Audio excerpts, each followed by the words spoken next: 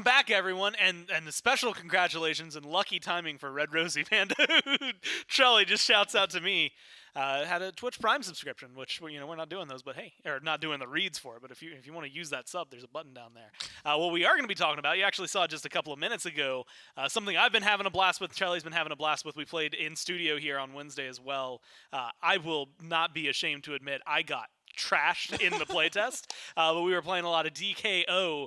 Of course, you saw the video for that one, the newest game that we've released. Very, very fun. Of course, if you like the gods, then there's good news for you. First off, 10 playable gods in DKO right now. You can go play, and I believe free on Steam if you want to grab that while you can. But if you do happen to pick up the Ultimate Edition, you happen to get a skin. And there's a little crossover here in Smite. Of course, we were teasing it over the last couple of weeks. Now you can finally see it is the Stormy Chibi Susano. He's so chibi. That you can go in. Matches the style, not just of our chibi skins, but of DKO. And as I learned, very mobile in DKO. Aaron made sure I knew that in the hardest way possible. Susano goes crazy. Like he actually has the schmooze. There were so many times I was like, for sure that guy's knocked out, right? that guy's not coming back onto the end. And I'd watch him just dash around the sky, come back, land down, and then eliminate me, and I would cry. But it's been a lot of fun. Of course, you can get that skin, and then have fun playing the Susano, whether it's in TKO or if you want to play the chibi skin in Smite, and have that same feeling. You can do that. Charlie's joining me here on the desk. And Charlie, we are now moving into there's got to be the end of the championship. Something threatening for this. We've gone through the group stages. We had the 4 teams from Group A whittled down to 2. 4 teams in Group B whittled down to 2. Now thrown into a bracket of the top 4. And those teams will be playing each other, as we see here. The Ravens and the Wargs will be playing next. Then Hex Mambo will take on the Scorpions, who we just saw win. Wargs we saw earlier take out Personnel. Winner of these will end up facing each other tomorrow, and that will be a promotion match. Loser will play each other, I believe actually first tomorrow will be match number 13. That'll be an elimination match. 14 will be a promo match. Winner of match 14 and winner of match 15 on this bracket. Well, those are the 2 teams that get to go to the SWC group stages, where we already have 4 SPL teams waiting. And that'll take us up to 6 total.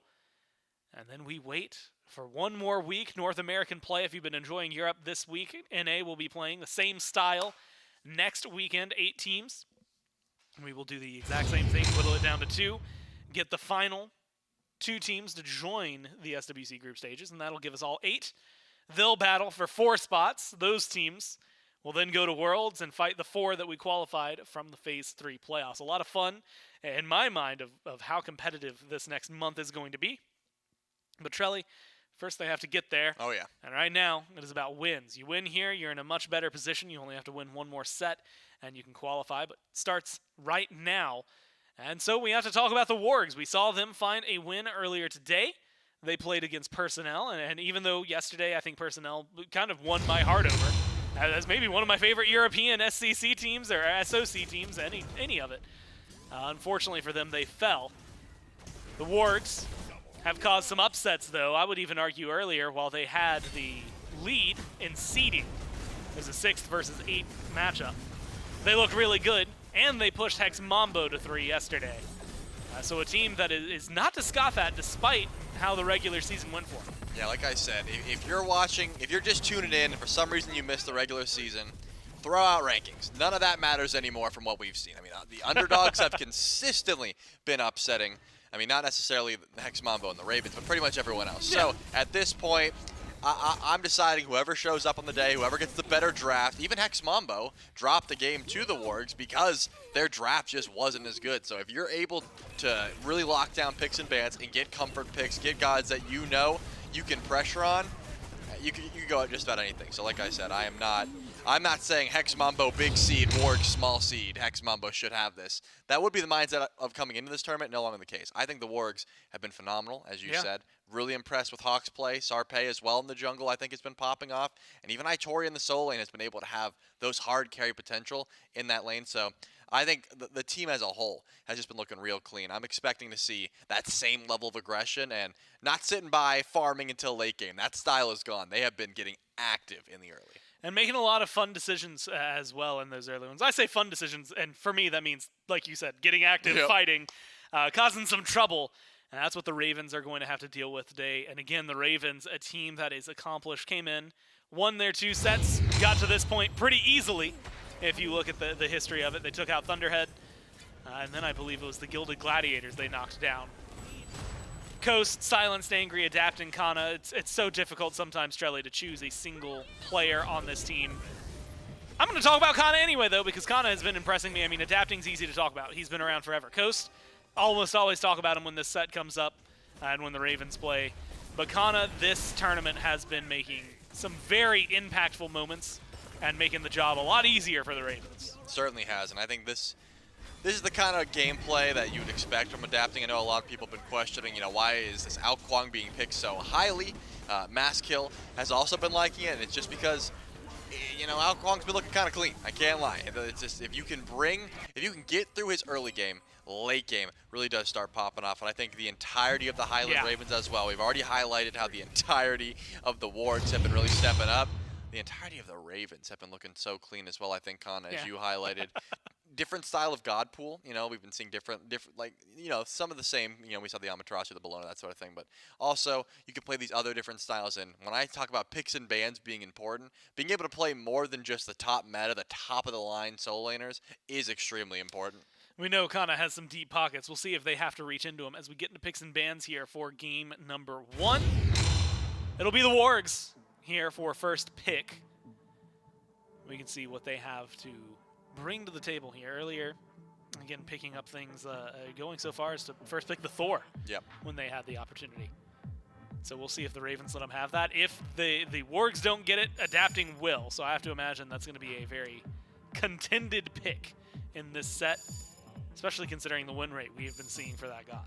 And look, I've seen a lot of counter bans already. This is not top of the meta stuff. I mean, the set kind of, but we have seen set played throughout the mid lane. I think could still be played in the jungle, but the Kronos, for example, the Thor, the Achilles, these are all targeted bans. These are bans that we have seen both of these teams have some success on, and trying to throw them off their game is the call. So I sort of alluded to the fact that picks and bans could be extremely important, and I think that is what we are seeing here. The Wargs have that option, and they are going to grab the Ishtar in that first pick selection. Taking Daji away also makes sense for the Ravens, just one of the stronger junglers in the meta at the current moment, and brings that early pressure as you would want to get for yourself, so that makes sense. But the Ravens put themselves in a position where, if Ishtar's going to go down, take your pick. Do you want the CERN? Do you want the Cupid? Looks like Coast is hovering the Cupid. Going to be the balance, the Xing locked in aside it. And Shelly Xing we've been seeing locked in a couple of times super early on in some of these sets. I was going to say we've seen it more often than not as the counter to the double hunter, but we haven't gotten to see it postponed too lately. Right now, as you see for the Ravens, locked in instantly. How are you feeling about this pick, though? Because Xing we've seen mostly go solo, right? And just his career usually is over there. Something tells me they didn't pick Xngnah's pick at the very, very top of their list. It feels like that should be Silenced who's going to be playing this. Yeah, certainly could be. I think I'm going to... It depends, because whenever you see the Ishtar, you're going to assume that there's going to be some auto-attack damage coming through, obviously. So I think the Furious Roar just gets a ton of pressure, and then it's just, you can leave that Xing and say, hey, we could pivot that in. We could say, Xngnnah, do you want a boring time? You're going to play Xing over in that solo lane? Or are you just going to sit and say, all right, give it over to Silence, give us some pressure over in duo. I think the Skylet Axe into the Cupid Heart Bomb is always going to be a good combo to set up some early Relic Burn as well, so not going to hate that one. Angry is just going to take the Tiamat, though. A pick that I think has been sort of resurging a little bit. A lot of these mid laners have been going towards the Tiamat when there's a ton of mid lane bans. Surprise goes to it, but it's one of those picks that if you like it and if you've been playing it for a while, Tiamat's always going to do what you need a late game mage to do. Doesn't bring a tremendous early game, does bring a fair amount of safety as well as some good survivability. The Ratatoskr band, Osiris band, Lancelot band, and Aja band out here. This shall be a day so limiting a lot of those jungle picks. This answers the question about the Xing. Bellona locked in for the Ravens, more than likely just going over there to Xngnnah. Now waiting for their jungle pick, seeing what adapting's going to grab. On the other side, though, Trelly, Hercules, with a Susano being hovered. Probably not the stormy, chibi Susano, but a Susano nonetheless. Yeah, I wish it was, though. Because we've been seeing a lot of the chibi Thor lately. Yeah, get at Sarpeii and tell him to go get the Ultimate Edition of DKO. All right, maybe I will. Maybe I will. But I like the Susano here, I think, because, like I said, I was just talking about the safety that Tiamat can bring. But if you get that Jetstream onto Tiamat before she leaps, you can chase it down so easily. Then you look down, you're in a Typhoon. I think decent matchup there, as well as into Hunbats if you're trying to take those 1v1s. You are kind of forced into starting beads, but if you do that, then you got a pretty good early fight. Hunbats really doesn't have that much damage until later on in the game. We'll have to see. I mean, we've seen a lot of farming early on from a Hunbats, right? Not necessarily super active. Level 5 might be something that becomes an important part for this one. But we also have no idea what to expect. The Ravens have had an easy path here. The Wargs have fought their way up. We'll see how this one shakes out in game number 1 with J-Mac and Niflheim. That's right. We are finally in the top 4 for the EU SCC. We get to eliminate it all down to only 2 by the end of this weekend. It's J-Mac, Niflheim, and Doug to bring you game number 1 between the Wargs and the Ravens. The Wargs coming into this event as the number 6 seed, but making it to top 4. Some big upsets by this squad. And the Highland Ravens, who came in at number 2, only team that they had lost to in the regular season was Hex Mambo. And Highland Ravens probably want that chance to see if they deserve to maybe take that number 1 spot moving forward. Yeah, Highland Ravens haven't even dropped a game in this tournament just yet, so they have been on a war path up until this point. Looking at both these compositions, the Niflheim Wargs have strayed a bit away from their standard. Sarpeii generally likes to move in towards things like the Thor, the global presence, the hyper-aggressive. Susano certainly has some of that capacity, especially once he ticks over to level 5, but he's been contending with some very heavy anti-initiation from the Highland Ravens. iSilenced, very disruptive.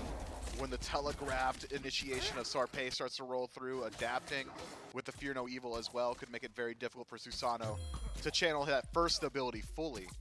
Otherwise, I think the Highland Ravens have gone for a slightly slower composition, namely around Angry and mid. Tiamat takes a little while to spool up. Fortunately for Angry, the same could be said of Hawkk on the other side. Merlin not exactly known for his early game prowess. It's more so, yo guys, I'm level 9, all of a sudden I just absolutely blitz neutral objectives, let's do that. Maybe a slightly faster pace from the Niflheim Wargs mid laner in that regard. Tiamat, I suppose, might have slight advantage in secure, but not so much so that I think you're going to be willing to leave it up to coin toss. Yeah, it really does feel like objectives are going to be a little bit trickier for both these teams. Definitely want to find some crucial picks before going towards them. Maybe best confirmation on the map would go towards, I would say, Niflheim Wargs, at least for my money's worth. With Itori with the boulder, Sarpeii with the Typhoon, versus like an Eagles Rally, maybe a Fields of Love, but that's hard to time when it comes to something like that. It might be Angry Stun. Like, it really might just be that. Man, that'd be wild to think if Ruination is what you have to really depend on to, like consume, secure. Maybe. Yeah, that quadrupedal stance has got some deceptive burst. It really does. You typically, when you think of it, you kind of think of like the tankier Tiamat, maybe not necessarily the burst damage Tiamat, but you can find some sneaky damage out there. Meditation. Very early there by Cozyx. Gets a little bit of HP back up, gets him and Spudio back to near full HP. And I guess to try and just match the sustain that Silence and Coast have, whether that be personal sustain with HP 5 from the Xing Chen, or just the hearts that Coast is able to drop out to heal up the team. Yeah, and I've always been a fan of early meditation use in lane. Get it on cooldown, it comes back a little bit sooner. Generally, you get 2 rotations off of it early. The downside being, when the fight comes your way, you'll be lacking on it. Spudio sticks his ground to clear the wave, but loses a lot of his HP. Probably wishes they had that meditation right about now. Oof. One more tick would have done it, but the health potion that's been slowly building up for Spudio, and maybe even a multi-pot thrown in there along with it, is just enough HP towards his name to stay alive. Man, Coast landed that last auto attack too. Cozyx trying his best to block him out. Coast able to weave one more in there, but those HP pots, as you said, finding a bit too much value. Fortunately for Spudio, Destol Ishtar, AoE autos, you should be able to resustain pretty quickly. Not in time to defend your purple buff though, it's the Highland Ravens who strike first. Well, Cozyx will pull some of Reset. the wave over. It's only the smalls taken by the Highland Ravens. The Scepter, because of so much battling has been going on in the lane, Scepter hasn't even been dealt with just yet by either team. So Spudio will get to hold on to his purple buff. Will likely lose out on the neutral objective maybe afterwards. Adapting. I think had he hit level 5 right before he threw out his jump, maybe we see a little bit more brawling there in the mid up against Hawkk, get the beads off that Merlin. But he ends up hitting it as he's jumping away at that point. And unfortunate for me, it's a disengage for adapting, unless he finds the blink in to jump through. But he is teasing me with his eye. Like, adapting's pathing makes me think that he wants to jump in there or blink in, but he's holding out. It's the adapting special, man. We got to get used to that. He loves waiting until the opportune time to use his ultimate. He doesn't want to be the guy who's facilitating next rotation of CC.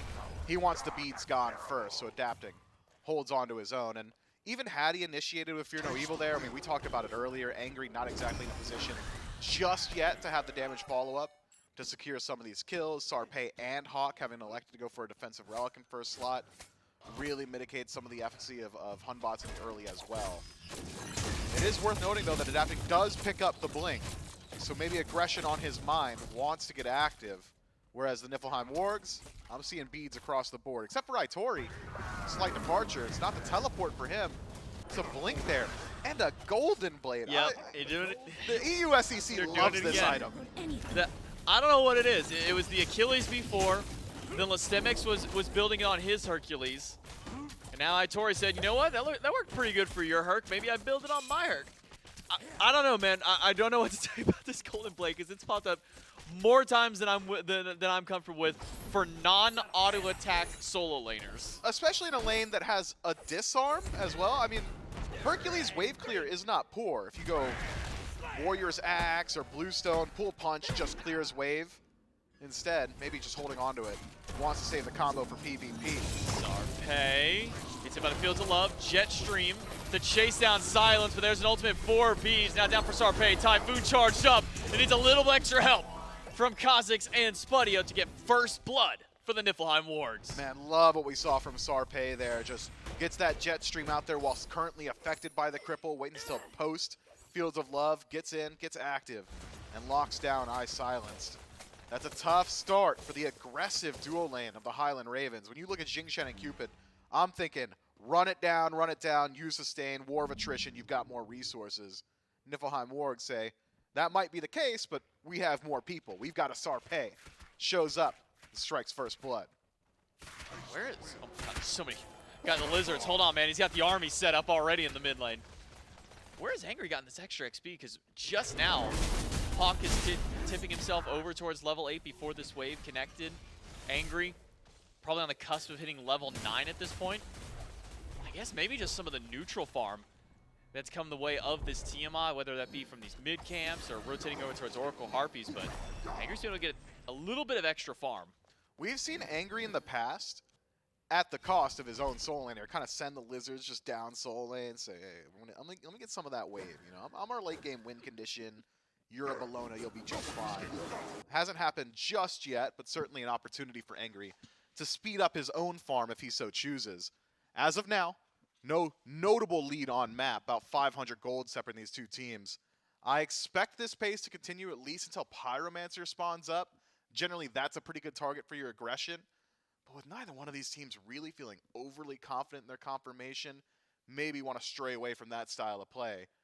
But Itori being as squishy as he is on this Hercules and going towards Blink in that first slot, maybe adapting makes some rotations and Pyromancers become a little bit easier. Yeah, could be. I mean, like you say, no teleport, no beads on this Hercules does make him fairly susceptible to ganks, or even if you can just get a, just win a poke war on him, just send this Hercules back to base a few times. Sure, there's some sustain in Hercules kit, but it's nowhere near what a Bellona can do with Death's Toll and Scourge kind of coupled up into that one. So maybe at least make something over there for adapting to get the Highland Ravens on the boards, kind of get that lead going back over towards themselves. You jump back into game. Sorry for the delay in that one, but haven't missed out on anything just yet with that. Sarpeii, though, I'm going to keep my eyes on the Susano. Great rotation to start the game out for the Niflheim Wargs, putting a little bit of pressure in that duo lane. And I'd say trying to put the pressure in the dual lane, but it's allowed VaporishCoast to get a little bit of extra solo farm and actually has a small lead up over Spudio. Yeah, ADCs are always in a really weird spot where it's, yeah, I mean, my support died for first blood. I'm not so concerned. Concern should be here, though. Itori, with the boulder to immune the stun from Eagle's rally, doesn't have it left for Fear No Evil, constantly applying that CC. And Adapting has just learned a valuable lesson. Itori's got Golden Blade and Blink. There is no answer to Fear No Evil, and there won't be for at least 4 more levels, but unlikely that he moves towards beads there. And with the Magic Talisman, that's probably a Heart Ward in second slot. If I'm Adapting, I'm setting up my tent. I've got my fire going, marshmallows on a stick, feet kicked up. Let me go ahead and camp this soul lane. We'll see if Adapting keeps going there, and it's exactly as you called it. No CC immunity aside from just an ultimate that, well, literally plants Itori in place in order to use it. Go over there, make some waves up against this Hercules. Already started out for the Highland Ravens. That puts them about 1,000 gold up over the Niflheim Wargs, despite first blood going to the Wargs. You can see where that spike was, and I'm back. maybe a lather, rinse, repeat, but no ultimate for Adapting. Doesn't have that cooldown online just yet. Transcendence still stacking.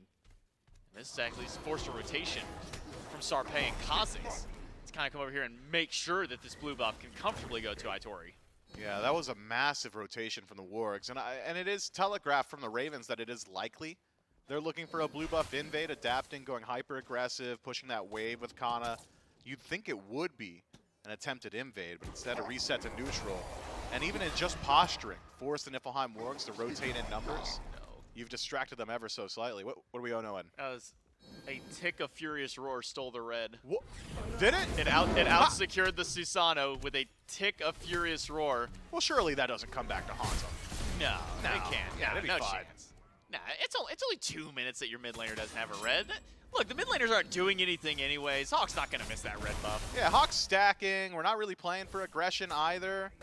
On the other side, Angry with the Charon's coin. Seems to me he's got aggression on the mind. So yeah, if Hawk's going to be playing passive regardless, misses out on the experience, big. Sarpeii loses the experience, big as well, but maybe not back-breaking just yet. Take a peek at Adapting's build, though. And this is something I've talked about a lot with Unbots. Seems to me that he's been power crept in the damage department as far as assassins are concerned. Hunbots doesn't really match up with a lot of modern assassins in just burst ability or consistent DPS. How do you make up for it? Adapting says in the build, Transcendence for a slot and nearly stacked up. Well, red buff stolen from the Wargs, so they decide to answer in kind by taking the one away from the Ravens. Now Angry will be the one without a red for a little while longer. Still holds on to what little one he has, but it means that no mid laner will have that added benefit of the bonus damage between them once that one falls off of Angry's waist. XP still largely even. In fact, Spudio actually able to get a slight lead now over VaporishCoast, kind of get the upper hand in that regard, but you're right to highlight that that tower is like 10 HP maybe? Maybe? Itori pushes Kana away, Adapting and Silence rotating over. This blue buff could be contested. I mean, Silence is here. He stole a red with a tick of Furious Roar. Can he steal a blue with the exact same? Well, somebody got that, whether that was Adapting or Silence. Another buff stolen for the Ravens. Wasn't the Wargs, and that's all we need to know at the end of the day. It was Shield of Regrowth in second slot. Golden Blade, Shield of Regrowth, Hercules solo. Yeah, no surprise the Highland Ravens are putting their pressure on this side of the map. Pyromancer, gotta be an easy call. But do you lose the gold for in exchange? Seems so. Well, Gofir did get leashed for a moment there, but that's not enough time for Silence to get in and try and steal another camper or something else away with a Furious Roar. Instead, he'll go for Hawk's life, gets the beads from the mid laner, and that's massive because Adapting was on the way. Looks like he got stopped before he could get the blink through to continue chasing down Hawkk. So the Ravens do get the Pyro, but they end up losing Gofir in trade. Adapting just did not want to commit too much there. The stun had come after Adapting had decided to disengage. Could have been a blink and a Sacred Monkey to close gap, but that's never guaranteed. So Adapting holds on to his abilities and instead resets himself. And the Highland Ravens, I think, not too concerned about that trade. Obviously, a small win for the Niflheim Wargs, having to grab the Gold Fury as opposed to the Pyromancer that went to the Chaos. But with map state, with game state, I think the Highland Ravens just fine slowing down the game a little bit from here. Angry, small adaptation in the build. Forgoes finishing the magic focus, and instead Soul Reaver completed on a single back. That's a massive power spike for this Tiamat. Burst damage through the roof. That's a lot of gold that he was holding on to pocket in order to full buy that one. Wonder where this magic focus will end up going. Has his percent pen already, so Maybe some flat pen, maybe A little divine, divine, maybe yeah. a divine ruin since you got Itori over there, Cozyx with some, and then with Spudio with his own self-sustain with lifesteal. So we'll see where this pen option is end up going for Angry. Still pressure towards Itori, 2 levels down for the Hercules solo. Whoa. Eagles rally onto 2, fear no stuck. evil onto 2, and there is nowhere to go for the Hercules. Didn't have a chance to go back to base to buy a relic. Will now get a buy on the grayscale screen, and it's a much needed one for him, Mifflin. Purification beads now up. Yeah, had he just built tanky, it wouldn't have needed to be a beats. Could have been a team fight relic, but because of how his lane has gone, I think Itori correct in his assessment. Wow. Cannot be getting slammed by Fear No Evil every single time. Need to stack up some defense soon. And silver breastplate in 3rd slot. My man's throwing a dart at the item selection screen, dude. This is... He's got the roulette up open right now. He's different, you know. Itori's a different animal.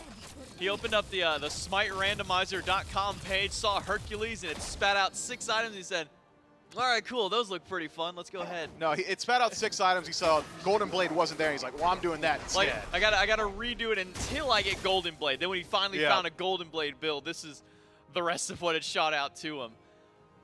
I mean, we've seen the Shield of Regrowth Regrowth's before. That's fine. You get extra movement speed when you pop the heal. Silver Breastplate feels so late in the build comparatively, though. It feels like that'd be something you would want to build early. I mean, cooldown is great for a Hercules, but kind of late in the build at this point when you're already getting slammed and have lost both of your towers. Hey, if better late than never, right? And now Guess so. Itori, if he wants to, 14 minutes of the game, could zone Kana at Phoenix. Like, just keep the wave there, forego all pressure in your lane. You'll be giving up your buffs, but you haven't exactly been getting them anyway. I think it might be valuable. Oh, Spudio goes up the swords, catches Coast. Coast dashes away from Sarpeii, but Sarpeii goes right back in, but Sarpeii doesn't have the damage Still alive. to take him down. Cozyx can't do it, but Hawkk can. 1-for-1, triple Fear No Evil for adapting. And Cozyx is on the run. He might be the next lamb to go down from the tough. Niflheim Wargs. Good body blocks by Angry and the rest of the team to lock him in. Hawkk, have you and Spudio stuck around too long? Double knockup and teleport in by adapting, and B-Day just will not save you. A killing spree for adapting, a double for Angry. Adapting is just gnarly on this Hunbots, and he's not done. Spudio forced to use the Aegis.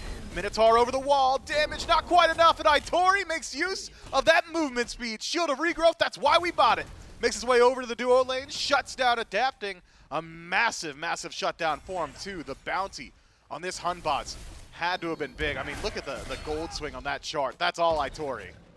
That's done. Fun, a little bit of time for silence. Boulder through. Ayo, Sarpei's back from the grave and wants revenge, but maybe realizing that Silence and Anger, you're too far up the lane to keep that one going. Look at the Golden Blade value there, clearing out that wave with just his auto attacks. I don't know, maybe he's a genius, Miff. Well, he also used an ability on the wave, and the ability could have just been doing more damage, but I'm with you now, all right? I'm seeing it. Golden Blade's got movement speed on it too. His rotation, Hercules, he's getting active on the map.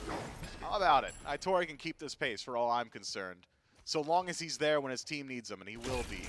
Gold Fury, Primal, respawning very shortly. The Highland Ravens have not lost out on too much of their lead, despite a small swing back to the Niflheim Wargs. That is holistically still a win for the Ravens. And they've got the burn potential now with itemization where it is for Angry. Divine Ruin finished up, going into a little bit more penetration. Adapting's burst through the roof, and Hydra's finished up as well. Might as well look towards this Fury. The Highland Ravens are willing to take fights in the enemy green buff. You gotta think the Fury pit a little bit more even in footing, which would just favor the Ravens. Well, Angry does finish up that penetration item. His Divine Ruin now working towards another one. So Spirit Desolation, as you mentioned earlier, could be on the mind of the mid laner for the Ravens. Pyro for Wargs this time for a Fury by the Highland Ravens. They'll go ahead and trade the objectives. Unless adapting or silence has something to say about it. Sacred Monkey Toss does not do the damage in time. So we'll be Pyro to the Wargs. Primal Fury to the Ravens as Connors rotate all the way left to help take that one down. So 1-for-1 trade on objectives. And a better trade this time for the Highland Ravens at that. Saying, hey, why were we going for the Pyro again? Oh, it's because Itori was weak, but we're strong everywhere. Might as well go for the more valuable of the two objectives. The Highland Ravens take the Primal, which will make subsequent neutrals a bit easier to drop down for them. A pick onto Itori, still certainly potentially in the books. It wasn't Breastplate of Valor. I was just about to say, it's not cooldown, man. It's it was high to the Nemean. Nemean. I mean, block stacks? I mean, not even a lot of block stacks, like one block stack right now. And you get not even full block.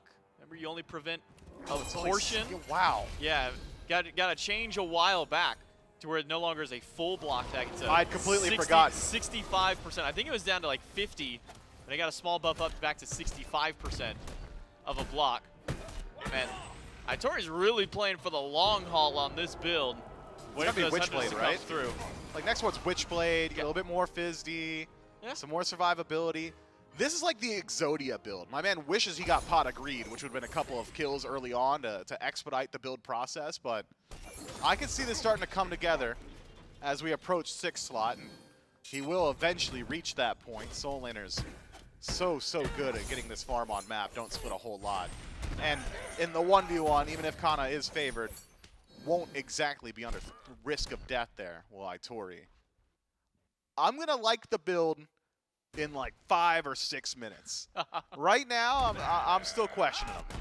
Right now you're wondering why he's got 2 left arm of Exodias in the build. Just threw it out there because he had an extra draw by mistake.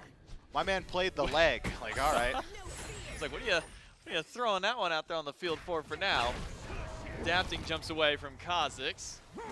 Hawkk transforms over into the ice stance for the time being. But it's slowed down on the pacing a bit. Once those objectives dropped, all fighting ceased. They said, all right, cool. Everything on the map that we would want to do right now is no longer there, so play for the long con, play to get some of those items online, adapting, working on one of his own at the moment. You might have Serrated Edge, maybe, that he's going It's got to be Serrated. I've been a massive Serrated fan since release. It's power, it's lifesteal, and it's 20% pen.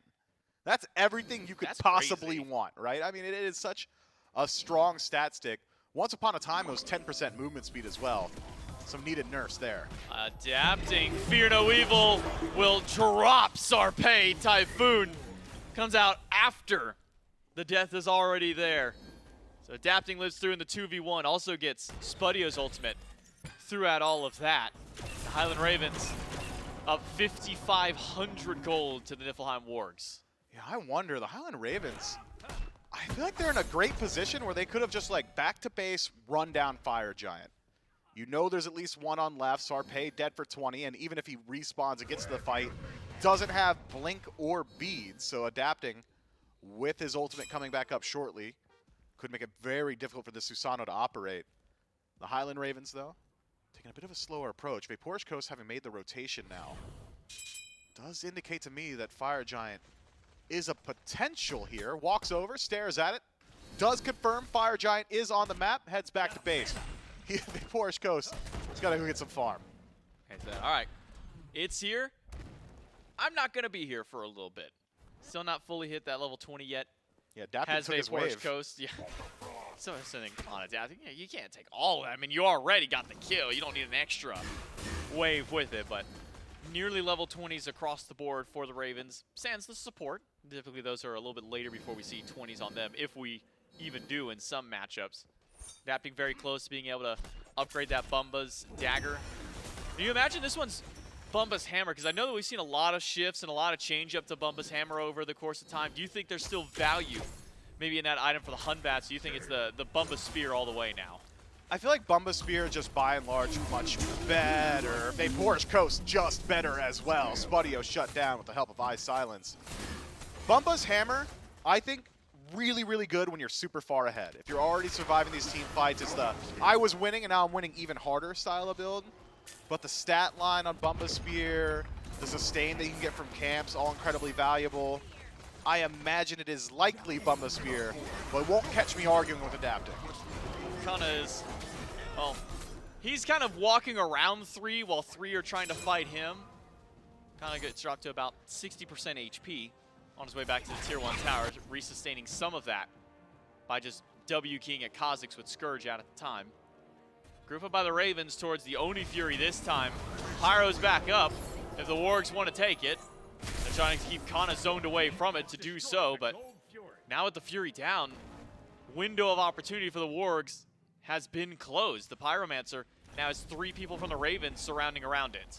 Itori looks for the punch on iSilenced just off the mark. Kanna eats his 4th stun of this small skirmish, but Death's Embrace Scourge Bellona is good at one thing at least, and it's resustaining, already back to full HP and mana. The Niflheim Wargs, I think right that they can't do Pyromancer in the face of Kanna, but wrong in that they also can't do anything about Kanna standing nearby.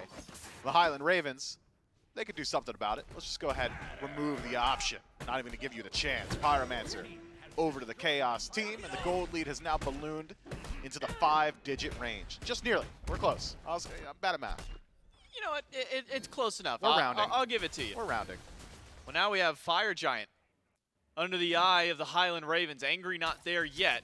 It's all going to come down to the damage from Coast and Adapting to melt this one through, and they have done just so. Eagles rally on to 2 Fields of Love towards the backline, but does not find too much this time around. Sarpeii has the Cyclone on. He's got to jump out. Fear the Wheel finds 2. Boulder only hits Adapting. Cozyx is low and is no longer 3. of this world, thanks to the Heart Bomb. But that's a 1-for-1 trade already. Itori 1 hit away, but gets the heal to stay alive at the end of the day. And it's only a 1-for-1 trade at the end. Kanna for Cozyx, a value trade for the Niflheim Wargs, who are still relatively healthy. Could stick around here. That's a telegraphed back from Silenced and Adapting. They do it on waves. Sarpeii. Sarpeii, my brother. What? You were in the stealth? I don't even think Coast knew he was there. Then he turns around. He LOS'd himself, bro. That was a Metal Gear Solid stealth sequence. He just wasn't looking the right way. The vision cone was off, and Coast is handed a kill. What? Now Sarpeii's on the grayscale for 35 seconds. That might cost the rest of the team. Itori able to dash away, doesn't get the push to Adapting. Adapting jumps in. Slow, and overhead smash will drop the solo laner. Now 2 dead from the Wargs, and Fire Giant can once again be started by the Ravens if they so choose. The Niflheim Wargs looking like Icarus, just flying a bit too close to the sun. Found a great trade in the previous team fight, and then their wings melt. The Highland Ravens laugh as they descend upon the earth. Fire Giant to the Chaos team. Gold lead as well, balloon even further. Now legitimately in the 5-digit range, by the way. Experience approaching 20,000, and all incredibly valuable experience at that. Only a couple of members, make that 3 of the Niflheim Wargs, have ticked over to that 20 mark. And now the Highland Ravens, who have just been prancing throughout the battleground, prance into the right side Phoenix. 4 there. Adapting, pushing up tier 2 in mid. Trebuchet sent out as a secondary defense for the Wargs, and it'll launch that fireball. No more minions. Well, Tiamat Lizards will walk through, but Highland Ravens can wait this one out. Trebuchet's got to come to them, and it topples as soon as it does get to the 4 strong. Adapting is sitting so far back. Push up to tier 2. He's getting it. So you know what? Most valuable thing we can do now is just take away the jungle, and Adapting will do just that. And he got it. And he's done it better than anyone could. You know, that's the king. That's King Kenneth. Nobody kills Scorps like this guy.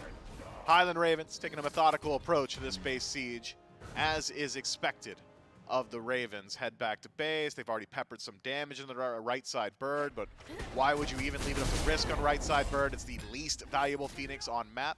So easy to defend Fire Giant while simultaneously contending with enhanced minion waves in the right.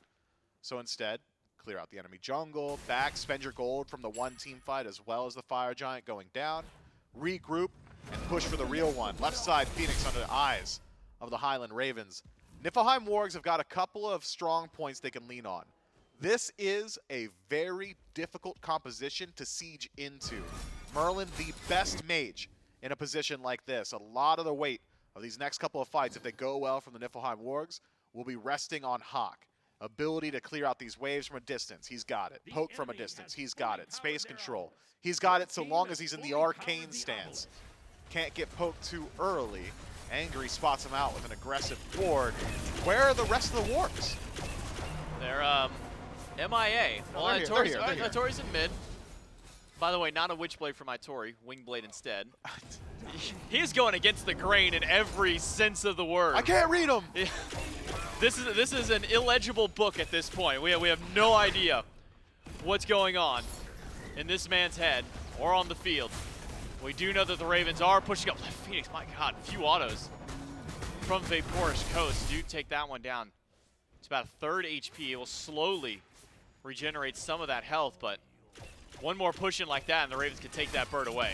Xxnnahh has a lot of sustain and is very tanky. We'll walk in first. Phoenix has got aggro on him. Typhoon's good. Silenced and Xxnnahh knocked up. Xxnnahh and Silence both have to back away. Not a lot of sustain out of combat in this regard, but adapting will be the ever-present one towards the mid lane. He got left alone, and they'll drop the mid Phoenix. Now, with Xxnnahh going back to base, he's got, well, teleport, so he's right back in. Silence is re-sustained with fire and his passive. What up? Eagles rally, zones one away. Left side bird will go down to the Ravens. What more can they grab with it?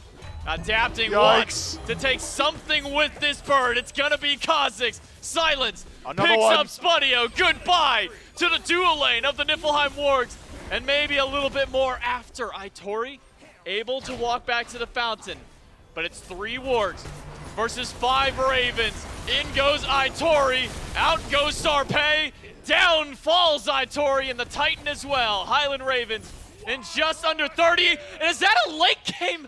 Was that a quad or just a penta? I couldn't tell at the end there. I saw quad. I saw a triple. I heard quad. I heard quad and then triple popped. It happened in the fountain, all right? You know, Who knows? asterisk, penta maybe. Questionable. You know, Unknown. Dominant win, Yeah. to be certain, though. That was through and through a Highland Ravens game. They established pace early. Itori, unfortunately, just fell early and often in that soul lane, adapting, able to roll through continually and play through neutral objectives after that. I need to see adaptations. If not in draft, at least in build. Maybe the Golden Blade didn't work out so well with the Shield of Regrowth right after for Itori. Open up a way for the Highland Ravens to at least be able to take game number 1. We'll see if some changes do get made for the Wargs in game 2. Coming up right after this.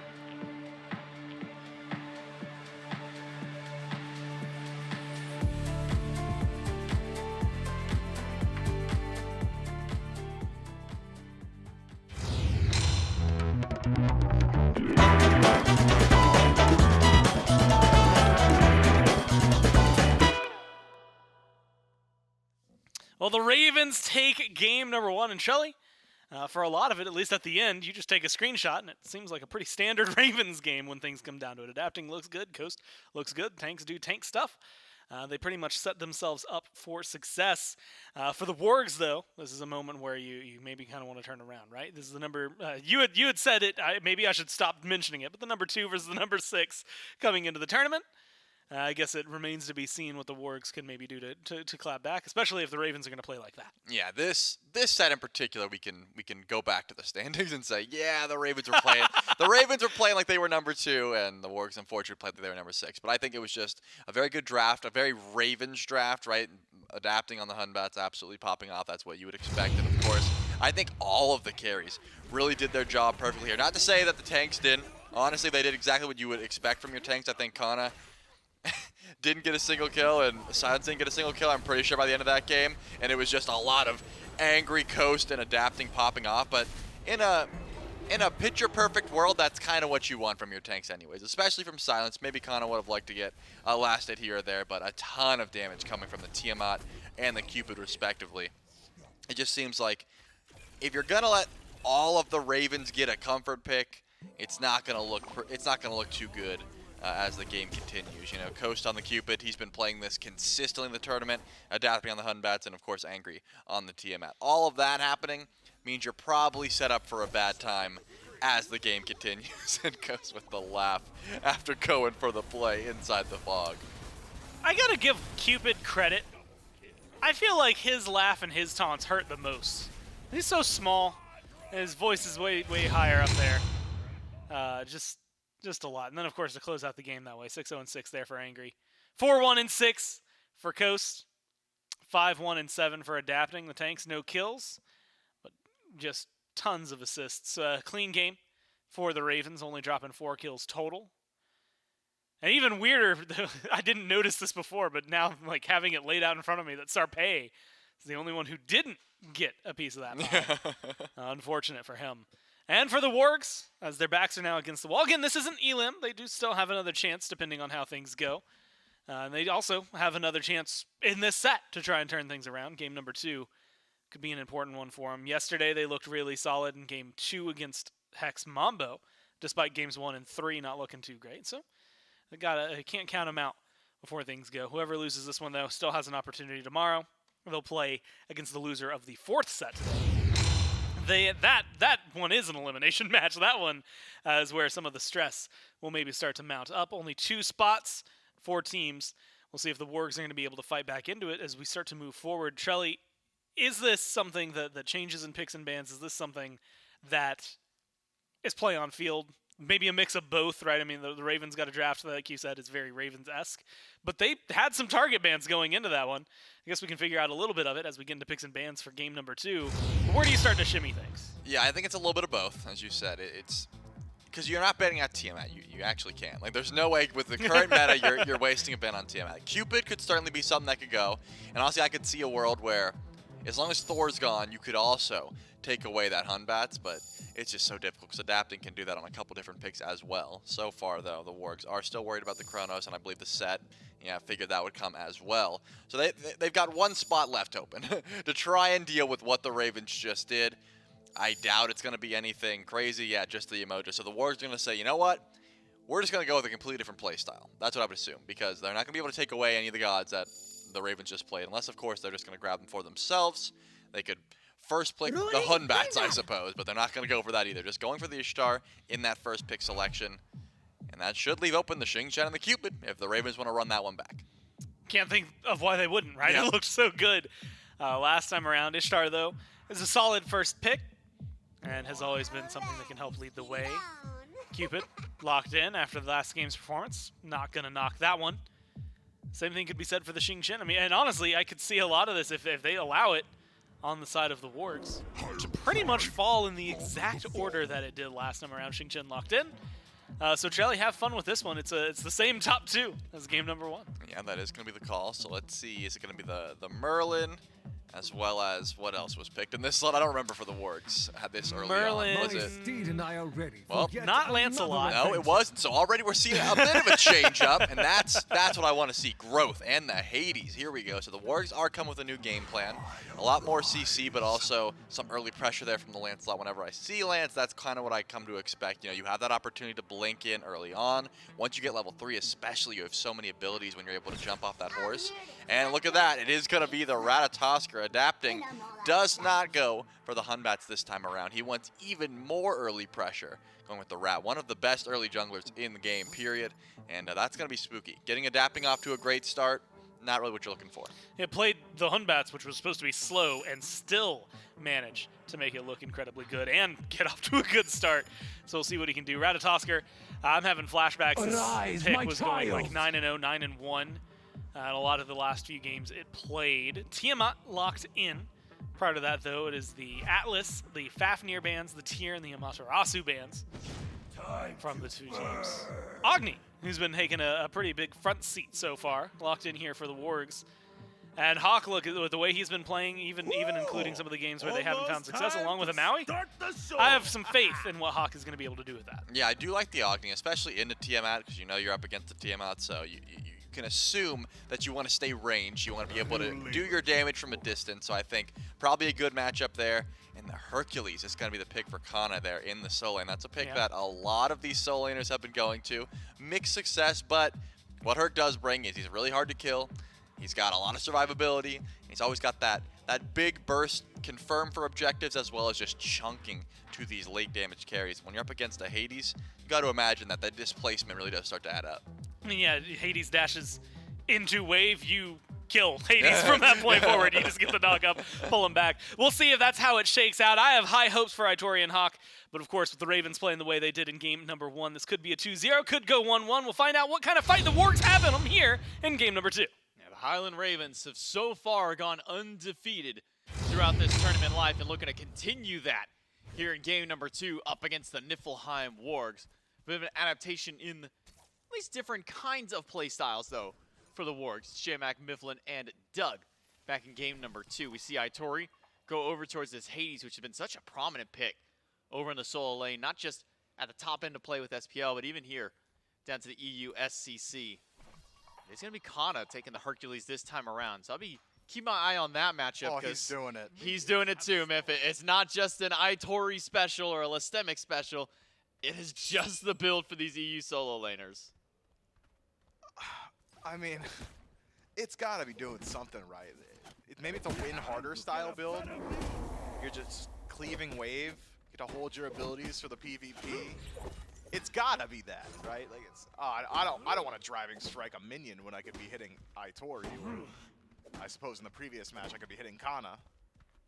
We'll just have to see. I know that movement speed style builds have been popular for gods like Tier or even Hercules in the past. We saw an iteration of it in the previous game. Golden Blade, of course, giving over 7%. Pretty valuable when your primary MO in a team fight is, hey, I want to displace the enemy.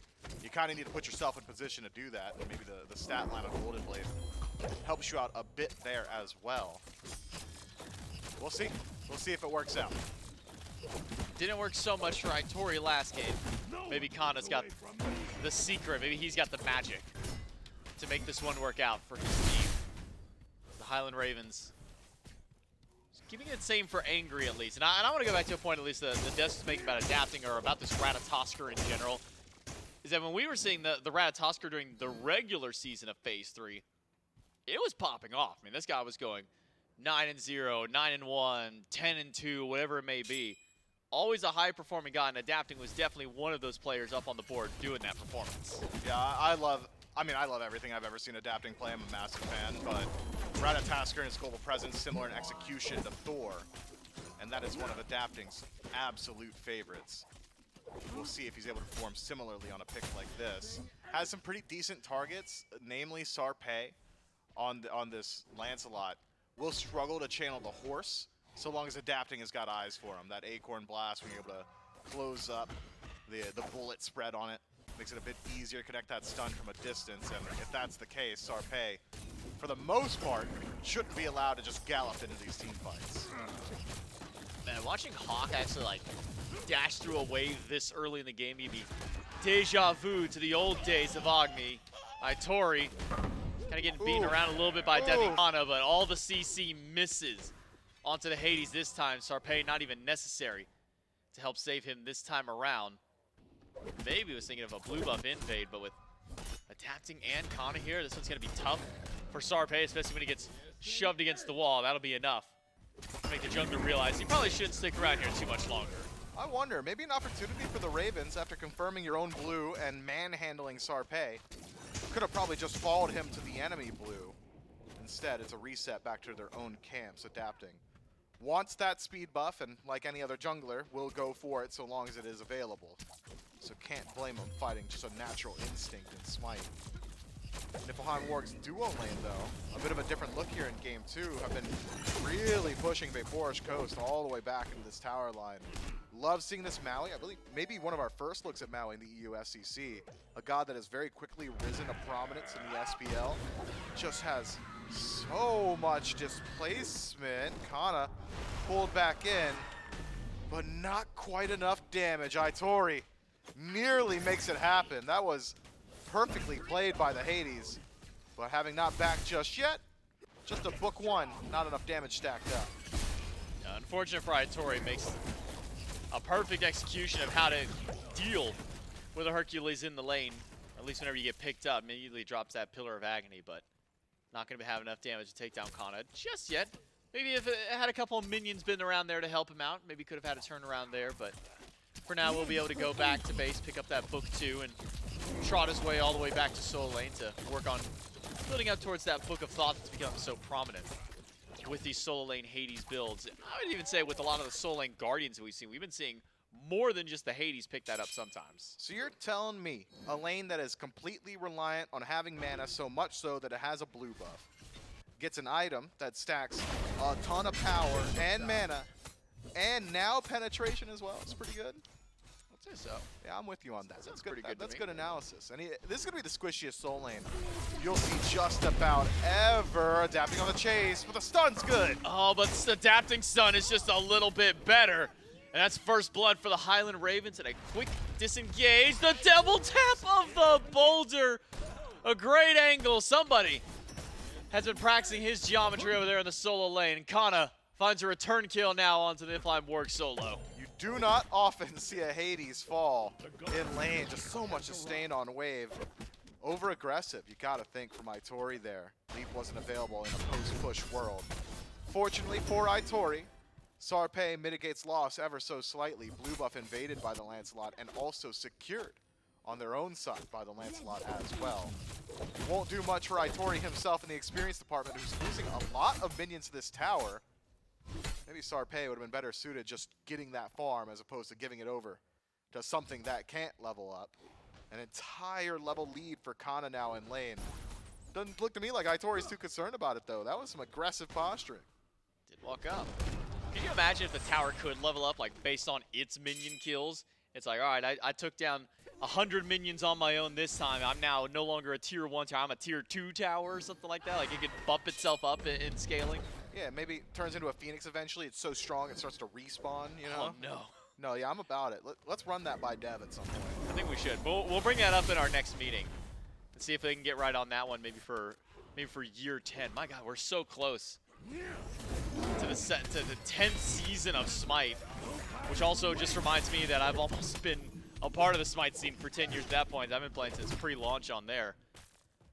But now, here in the year 2022, we got the Highland Ravens battling for one of those 2 spots.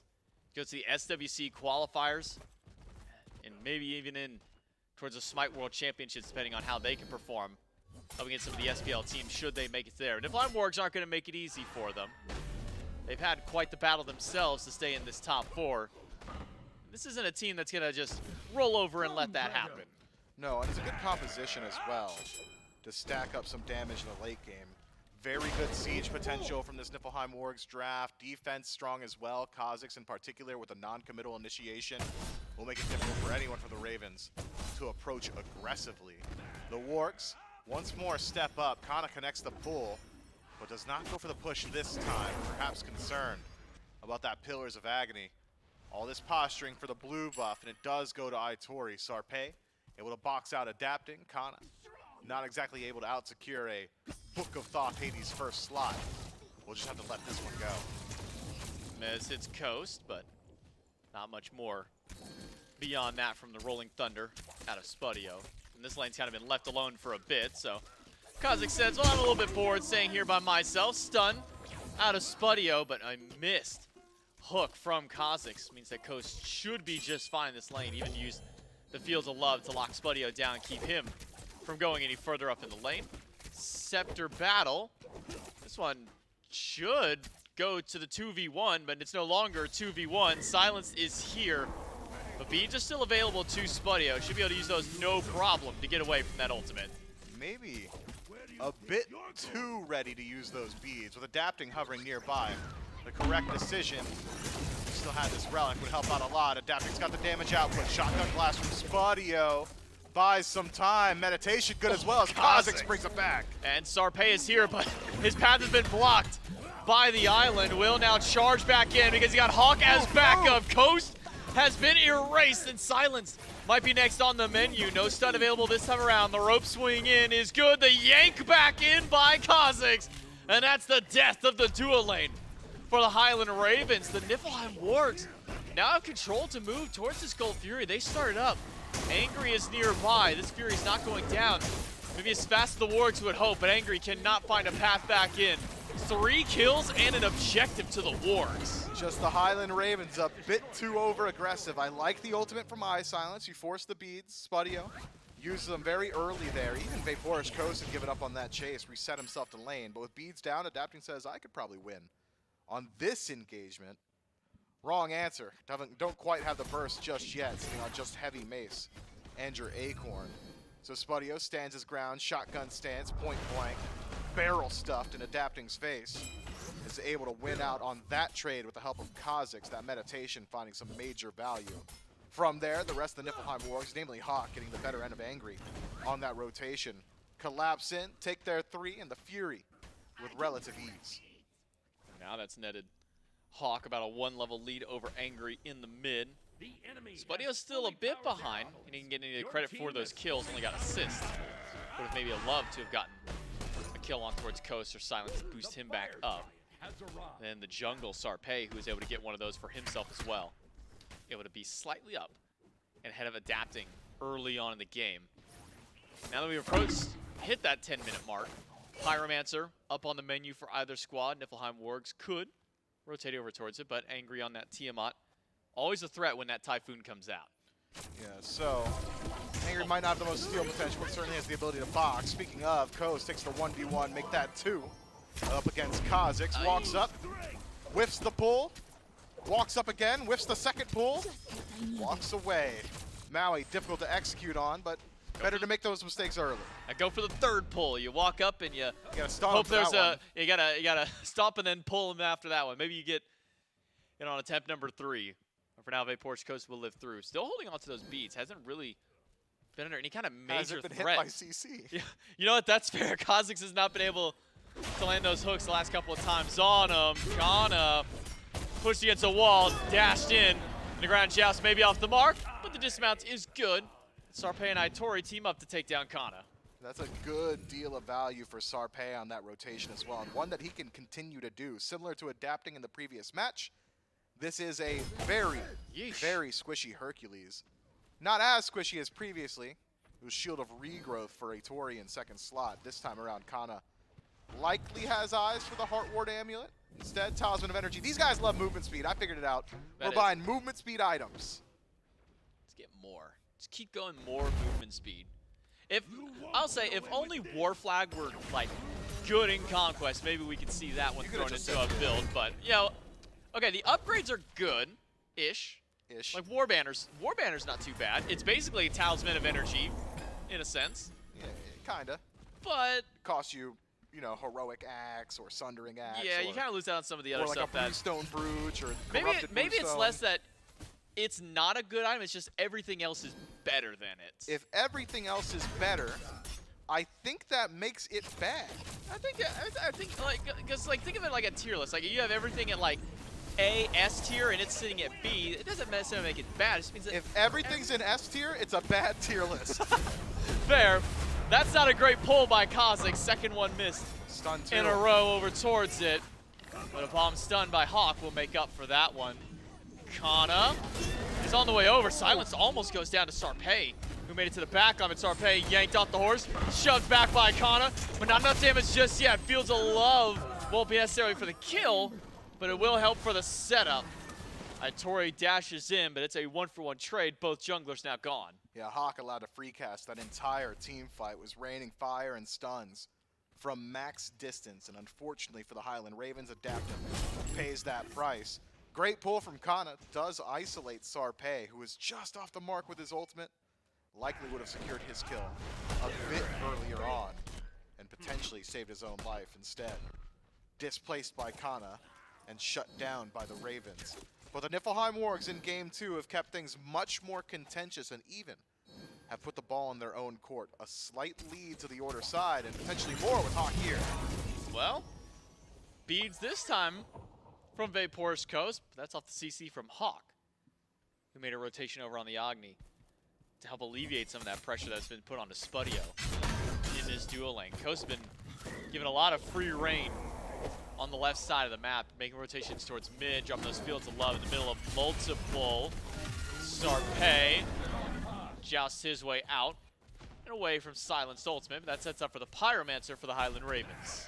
Pyromancer pulled out, slow rotation, slowtation if you would, from Itori. Towards the Pyromancer pit, peeks around the corner, says, I could get there in time, but I'd be the only one, and I don't love my odds, so instead heads back towards his own blue buff. The Highland Ravens will make out like bandits in the night. Zero contention from the Niflheim Wargs this time around. Oni Fury, already on the mend, has rejoined the map. Potentially a place the Highland Ravens can look if they want to close up a bit of this lead. Especially considering how strong VaporishCoast is over in that duo lane. A full level lead that has been nursed the entire game. Shouldn't be able to bully out Spudio nearly as much anymore, though. VaporishCoast itemized to deal with the front line of the Niflheim Wargs. Executioner into what I can only assume is a kin size, but I've been wrong on my assumptions every time, so I will hedge my bets and inform you that the Lightblade tree does indeed have another item. Could be an Aussie, probably kin size there. When's the last time we saw an Aussie? Season 8. Yeah, I can't recall a single time this season that we've actually seen Last that time we item saw picked Golden up. Blade Talisman of Energy. You know what? That's a fair point, Miff. Oni Fury, though, started by the Wargs, dropped when a few Ravens peered their head around the corner. Picks back up. Cozyx tanking this. Drops back over to Spudio. Maybe the fight instead is There more it is. interesting. Double landfall. Displaces the carries. But an ultimate from Silence will pick up Cozyx. Sarpeii to the back line. Will be able to dismount and take down Angry with the help of his mid laner. Fields of Love only tags Sarpeii, and adapting only clips Cozyx, who's walking around with a heart bomb on his head. We'll pull it away from the rest of the team. Stun onto Silence. But a jump will get the Xing out. TP's attempted in by Xngnnah. Ward's caught every single time. Adapting spots Cozyx, drops him low. Xngnnah finally makes his way to the team fight. TP's to the ward, goes back to base immediately, walks to the solo lane, I can only assume. He's just making sure that the Cold Fury wasn't pulled. He was right to do so, because the Cold Fury wasn't. Dive to Spudio. Doesn't net anything this time around. Spudio can thank the gods that he has been spared. Maybe not the same for iSilenced as the actual combustion of the noxious fumes That was a big deals buff. the final blow of damage. Yeah, and doesn't it hit for like, I won't ask you what the numbers Like are 100 there. late Yeah, it hits pretty nicely now. And maybe that's just enough to get Oni Fury up on the board for Niflheim Wargs. What was a near 2K gold lead for the Wargs going into it will nice and be comfortable around that 2K. 2.3 actually along there with experience. I wonder what goes through the Highland Ravens' head there, considering Itori, the solo laner, just walks over to the Gold Fury, finds the pick, and opens up the door to the objective, whereas Xngnnah TP'd to the Gold Fury, went back to base, walked a lane.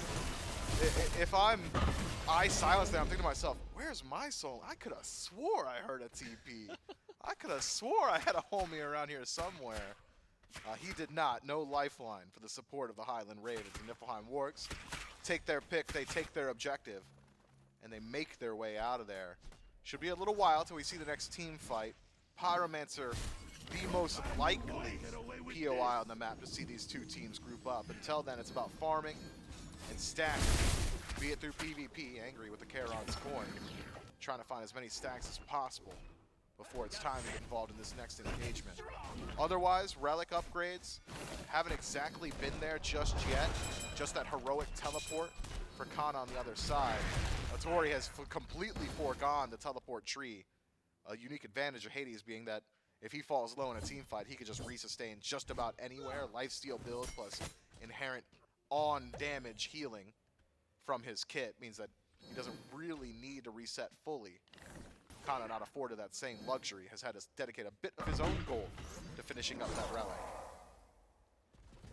Fortunate for your sanity, Myth, it was a kin size Nice. for VaporishCoast, so We knew all along. we were good there.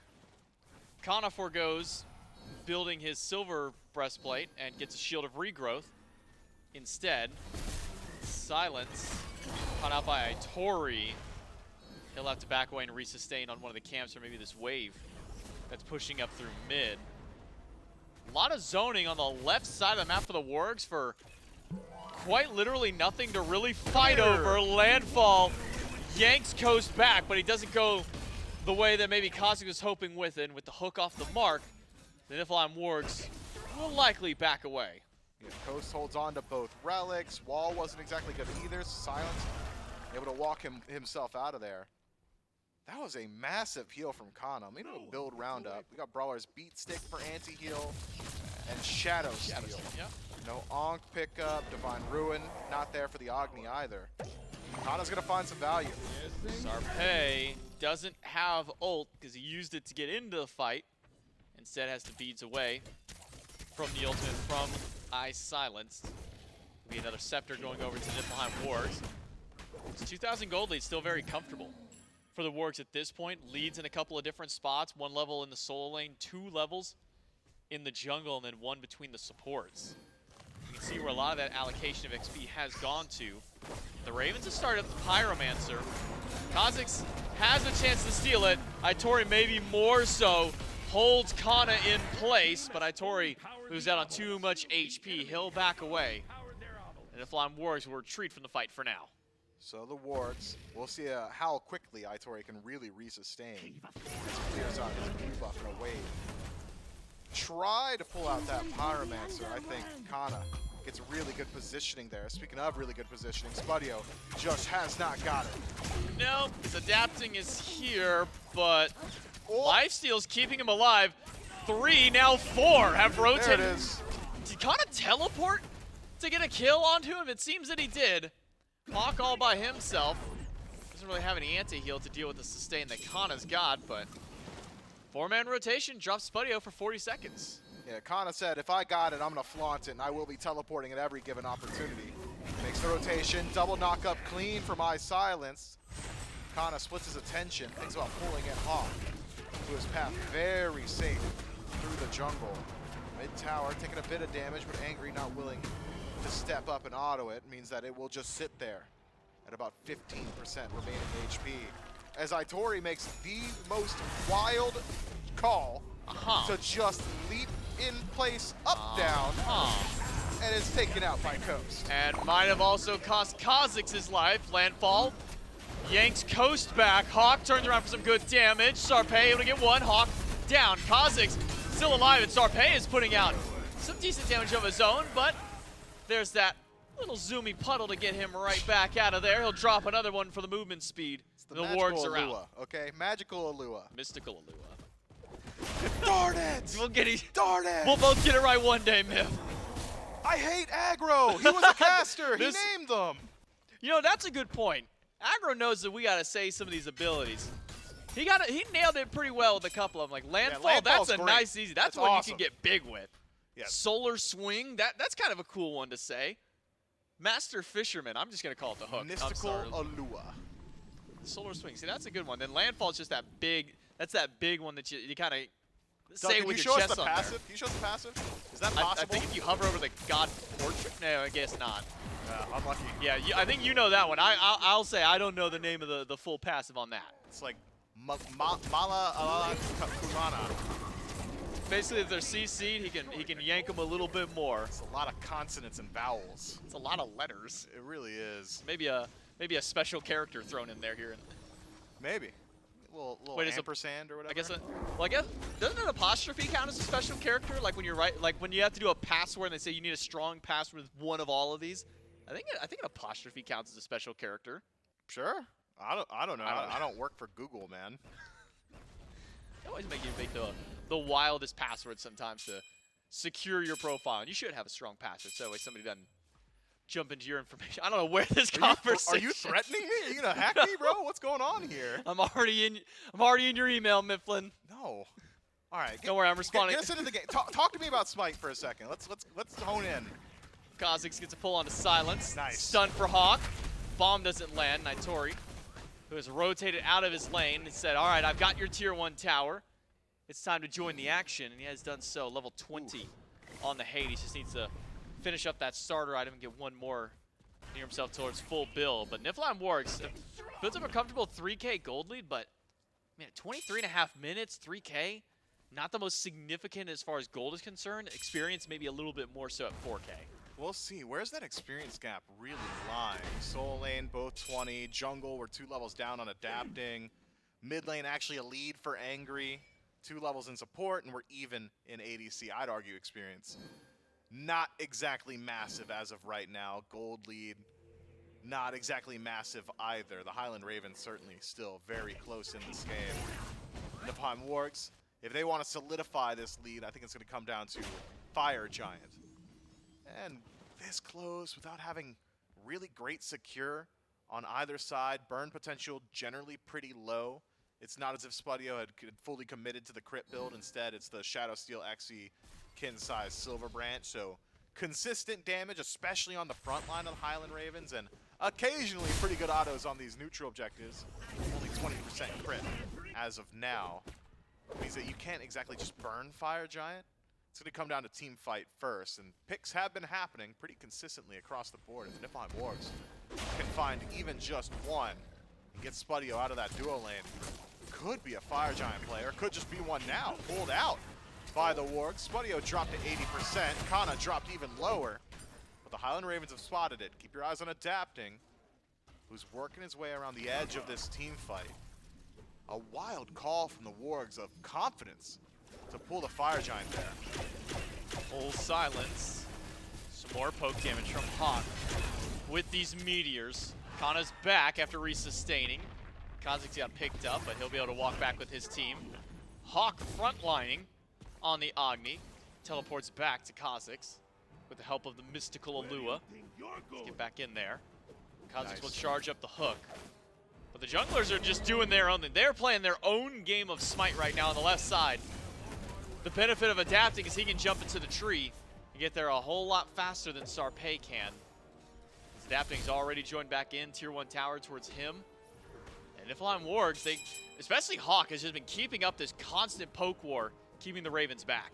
Yeah, Angry has not been able to match that range of this Agni just yet. So Rain, Fire, Noxious Fumes combo, just an incredibly threatening bit of damage from Hawkk, and it is even more threatening with the most recent power spike. Divine Ruin finished up, so even Xngnnah has to be concerned about the poke coming his way. Fortunately, out of combat healing, still very good for the Highland Ravens, with VaporishCoast on this Cupid resustaining his team. Ravens have been forced to rotate in numbers to the Fire Giant. The Niflheim Wargs, and threatening it, have really created a situation where the Highland Ravens need to play concerned around the ability of the Wargs to just absolutely shred this objective. Sarpeii had followed Adapting to this point on the map a full minute ago and has since then been hunting him. I love Lancelot's 1v1 potential into the rat. So keep him distracted, poke him down before he can jump up into that tree, and all of a sudden the initiation of the Highland Ravens takes a pretty major hit. Niflheim Wargs merely tickle the Fire Giant, and the Highland Ravens show up once more. Lots of posturing, a lot of staring. Not a lot of much happening, though, on map. It's been very quiet the last, what, 4 minutes or so of gameplay. Pull on towards Xngnnah. A lot of damage thrown to the Herc. There's some decent anti-heal this time to prevent most of that healing from coming back. In fact, I don't think Xngnnah got any of it. Used it on the way out the door. There comes up Fire Giant. Xngnah's got teleport though. He'll be right back into the fight at the top side of the mid camp. Pops that heal and zooms his way back in. My God, this man is so fast to catch through. Boulder clips 2. Landfall yanks 2 back. But where's the follow-up damage after? Where's the bombs from Hawkk to get it through? Cozyx goes in, but he gets yanked up, thrown to coast, and the first death will instead be onto the support of the Wargs, adapting on the tree. Where will he land? It's on top of Itori, zoned away with 1. Spudio has to go back to base, and Itori may fall through, holds a few with the ultimate, and the bomb's not enough from Hawkk. Get Sarpeii in there. A joust would have like killed 4 dudes immediately. The entire time that team fight starts perfect for the Niflheim Wargs. The double pull from Cozyx clean. Leaves to chase the escape. Double stun on the tail end. And there was nothing from Itori or Sarpeii. That entire team fight, Itori puts a lot of damage up at the tail end. Realizing that there was no escape for him, Hawkk even utilizes his last bomb to nearly secure a couple of the kills there. Sarpeii must have been zoned by somebody in that fight, but I didn't get my eyes on it. Lancelot comes up empty in the Fire Giant dance, and the Highland Ravens now with an advantage for the next 15 seconds, make it 20 to 30, considering how long it takes to walk across the map. Pull the Fire Giant, Niflheim Wargs, they let this one go. Yeah, Wargs will grab Primal Fury. Fire Giant goes to the Ravens, the team that's been down for the majority of this game. Have now been able to bring the lead to themselves, not for the first time, but first time in a while. Almost 20 plus minutes of play since they've been able to be up ahead of the Niflheim Wargs. There was a Primal Fury, and then now Trebuchet dropped away on the left side, so the Wargs can regroup as the Ravens started their siege, but stopped at just taking the tier 2 tower. Yeah, just grab your tier 2, head back to base, spend up your gold, and realize there are plenty of structures on map to collect gold from elsewhere. Pyromancer as a walk me down at the end of this small siege on the right. We'll top off the night for the Highland Ravens. I love their siege potential on the Ravens. Feels like VaporishCoast can walk in, pepper in some damage, resustain, rinse, repeat. Xngnnah is a threat just about from anywhere on map. This movement speed build showing some value here. An iteration on what we had seen from Itori previously. I like this version a good deal more. I watched Xngnnah get hit for like double digits instead of triple to quadruple digits in some of these fights. So a good deal tankier than his contemporary on the other side. Will be a strong bit of initiation for the Highland Ravens going forward.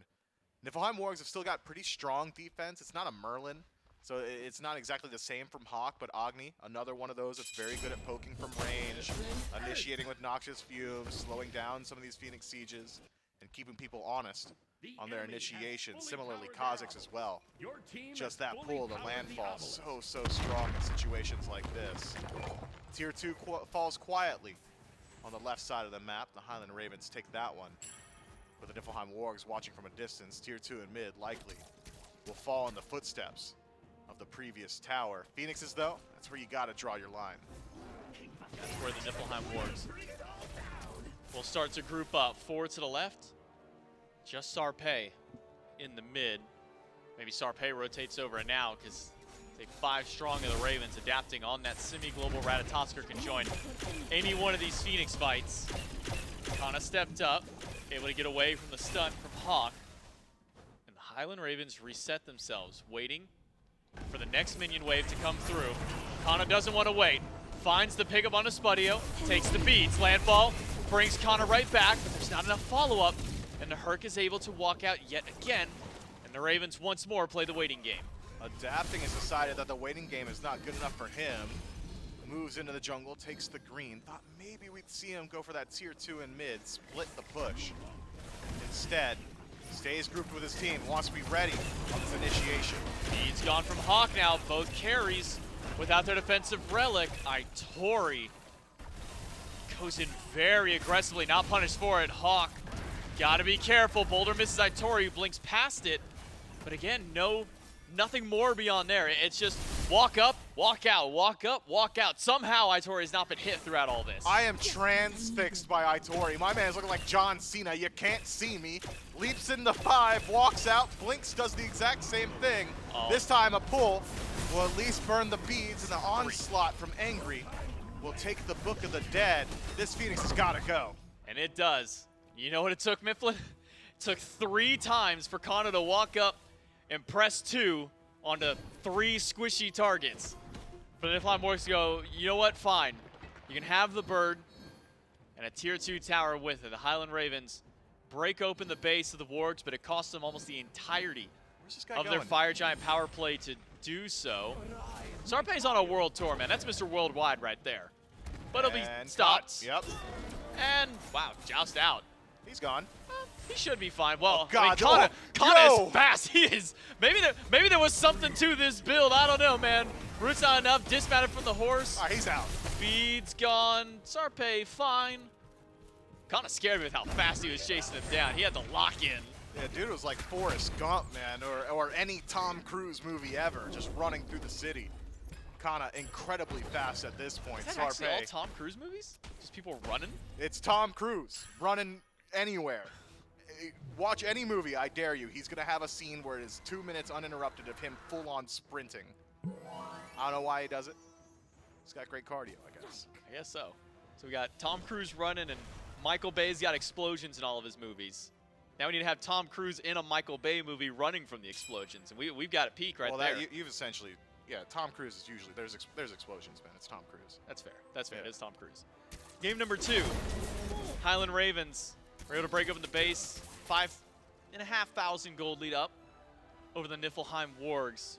With the left Phoenix down means that the Wargs may need to keep somebody over there to help defend against not only the fire minions, but the Tiamat minions and a Trebuchet that are all walking down the lane. The only way to make this worse is if you throw some Oni minions on top of that one. The Highland Ravens want to try and find a pick, maybe towards Itori. Very squishy on this Hades. No real defense to his name outside of a Book of the Dead shield that'll proc and a tainted breastplate for himself. Got to be careful on this Hades and keep your eyes on Sarpeii, who's been sneaking around these fights. But the thing about Itori on this Hades, or any Hades with this build, is when he's got Pillars of Agni channeled, he's essentially still defense capped. And he does immense damage as well because of the rest of the itemization. So long as he is standing still, doing Christ air, and pulling people towards him, he's very, very tanky. At any other point, very squishy.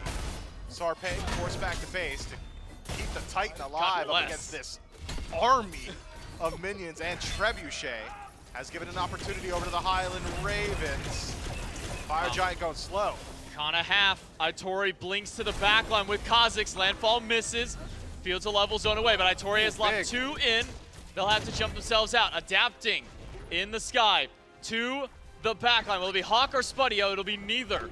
He jumps away instead. And the Niflheim Wargs have bought enough time to keep this Fire Giant from going down. TP back in canceled. Xnnah likely will just be able to walk, and it's not a walk, it's a sprint. He'll get there soon. Niflheim Wargs forced to reset. Spudio shows himself on the left, clearing out those minion waves so that the Highland Ravens have got the exact same advantage once more. Fire Giant pulled and enhanced. Going very slow here. iSilenced has not been given an opportunity to reset himself, so sitting at 50%. Maybe the best he could hope for. Headed back to base. Kinda think Coast could have just been healing him the entire time, so maybe a power spike more so on the mind. Potion of Power is a power spike, albeit a small one for iSilenced. A little bit more DPS could be the difference maker in a couple of these engagements.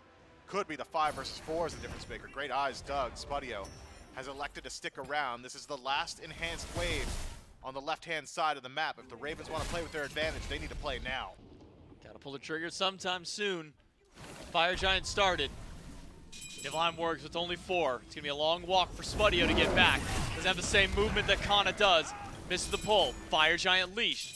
Sarpeii and Itori have not shown themselves in the fight. They've left Cozyx and Hawkk to their own devices. Cozyx full silenced, stun and a bomb. onto the Xing Chen, but now Spudio's rejoined. Itori takes away 2, but he's lost his shield.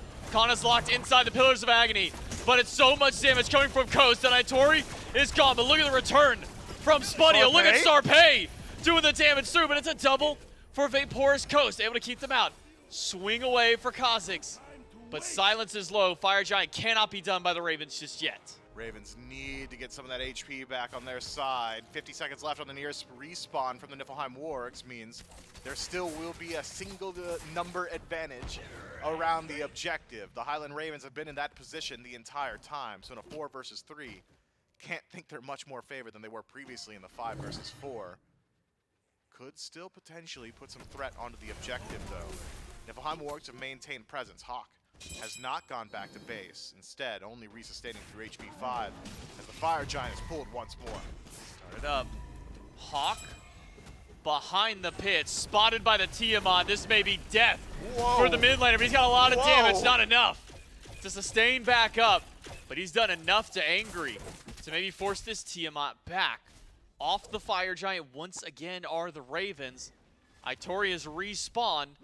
He'll be able to crawl his way back over to the fire to rejoin Cozyx and Spudio. Sarpeii on the respawn as well. Can giddy up his way to the Fire Giant as the Niflheim Wargs are just distracting the Highland Ravens. Silence gets beads. Sun Swords do hit 1. Landfall off the mark by Cozyx. The Ravens reset once again, but HP bars are not going up as nicely as they had hoped. Connie eats a couple of autos from Spudio, but not a whole lot of damage yet. More so, damage from Itori forces the Ravens back. And now the Niflheim Wargs, maybe for the first time, could establish some offensive pressure around the pit, but with their duo lane also eating some damage through there, they'll back away. This has been one of the longest Fire Giant dances that I've been a party to in my Smite caster career, and I don't see an end of it in sight, J-Mac. Neither one of these teams have been able to establish a substantial enough foothold to actually pull the objective proper. And now, the Niflheim Wargs at full strength once more have got Hawkk on the rotation in. No pull on the Fire Giant just yet. Highland Ravens, you can keep looking for poke all you want, but Hawk's got more of it. So long as the bombs are landing. All 3 down. Small opportunity, but an opportunity nonetheless. Angry. Should be just fine. Didn't lose too much health there. Kana stunned. Reset. Another bomb goes through. Cozyx swings back and forth and will eventually land in. Itori, maybe a no man's land against 3. Picked up, but the stun keeps Kana at bay. Sarpeii to the back line on the horse. Now the fight's been separated again. Landfall grabs 1, Silence picks up Cozyx, but the island actually stops his momentum from going into more dangerous territory. Cozyx and the Niflheim Wargs walk away. It is a whole lot of haymakers. These guys have planted themselves in the center of the ring, thrown a wild amount of punches. One gets hit and they say, yo, stop. And both teams back up. Neither one willing to be the first pick. It's another fight where Adapting goes up to the air, realizes there's not exactly a phenomenal target for him, and resets himself. The Highland Ravens have maintained defensive positioning, but the Niflheim Wargs have not given over an inch. Now, Fire Giant Dance can continue once more. Relic round up a couple of pretty priority beads lost on the side of the Highland Ravens. Adapting in particular has got to play safe. Hawkk lands another bomb to put Angry low. Cozyx walks the Cyclone away from the rest of the team. And a brief pause of the action around the enhanced Fire Giant pit. This is getting to dangerous territory. One good wipe. You don't need the Fire Giant. You just walk in, you end the game at that point. Just get a pick. But if you get 1, I mean, we've seen what 1 pick does, though, Mifflin. 1 pick 2 picks. does not equal to Fire Giant or anything beyond there. It usually is just come to a reset more than anything. Yeah, 2, maybe 3 picks. 3 picks. Just go for the end of the game at this point. If you're the Wargs. No, not the Wargs. If you're the Ravens, the positioning a little bit better on map. If the Wargs get 3 picks, it's enhanced Fire Giant. We need to look at their siege a bit more so.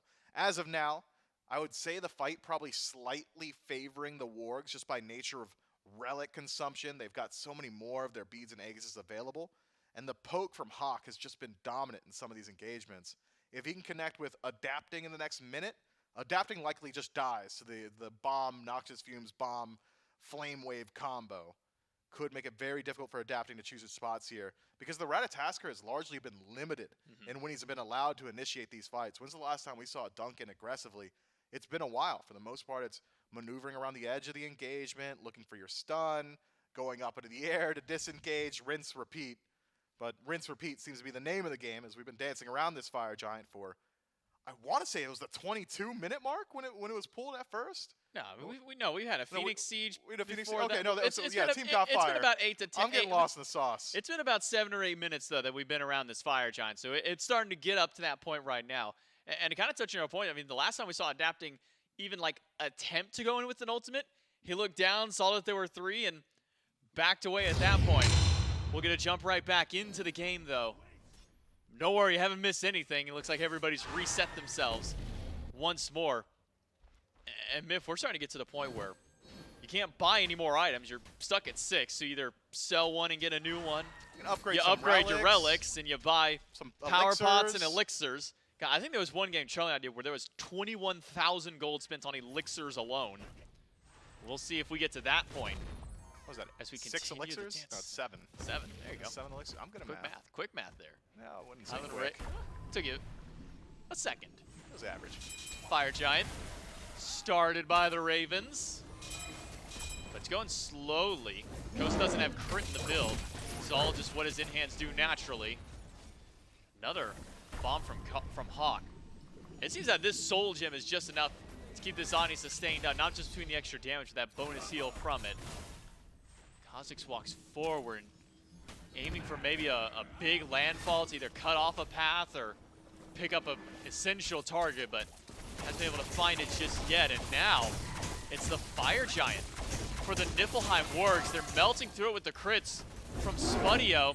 That's forced Adapting's hand.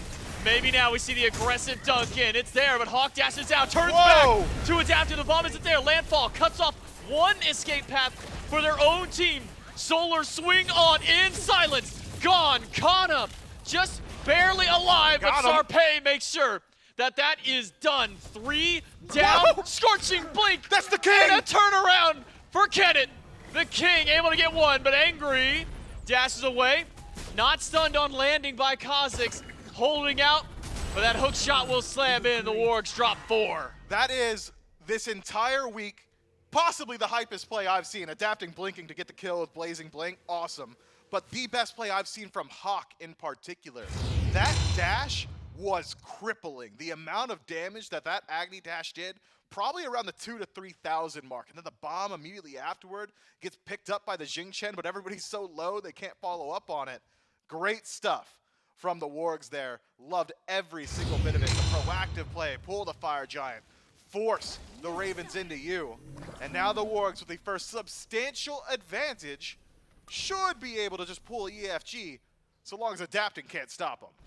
Should be able to, but Adapting's got ult.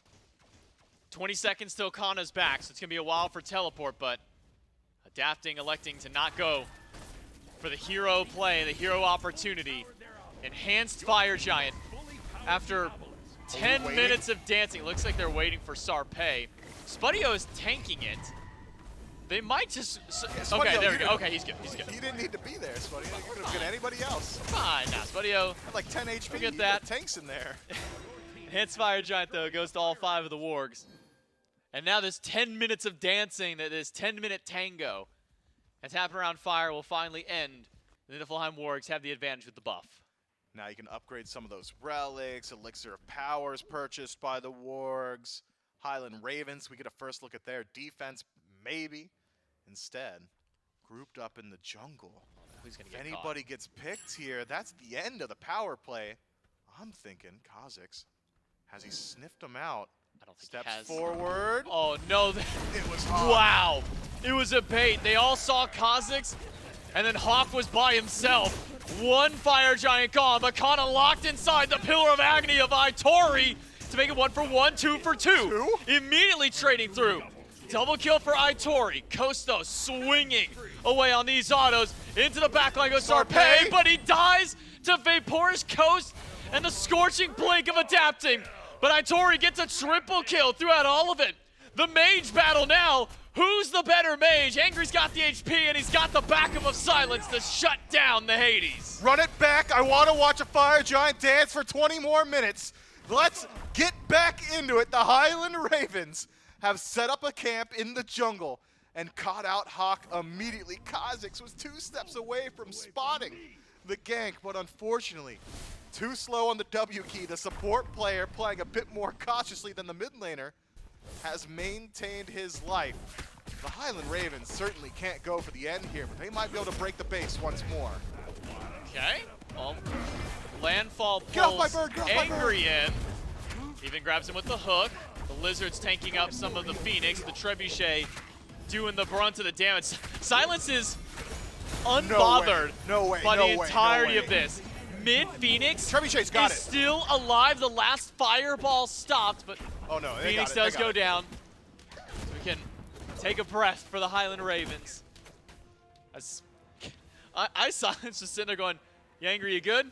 All right, I'm just gonna keep hitting this Phoenix for like 40 damage a swing, man. I hope you're good back there." Yeah, Cozyx saying to his Phoenix, "Yo, you good? I'm gonna keep hitting Angry for 40 damage a swing." And eventually, with the help of that Trebuchet, the Highland Ravens are able to take out that mid bird. If the Trebuchet is not there, the bird maintains its life. Cozyx actually plays that very well, making sure that the DPS wasn't able to connect with the objective.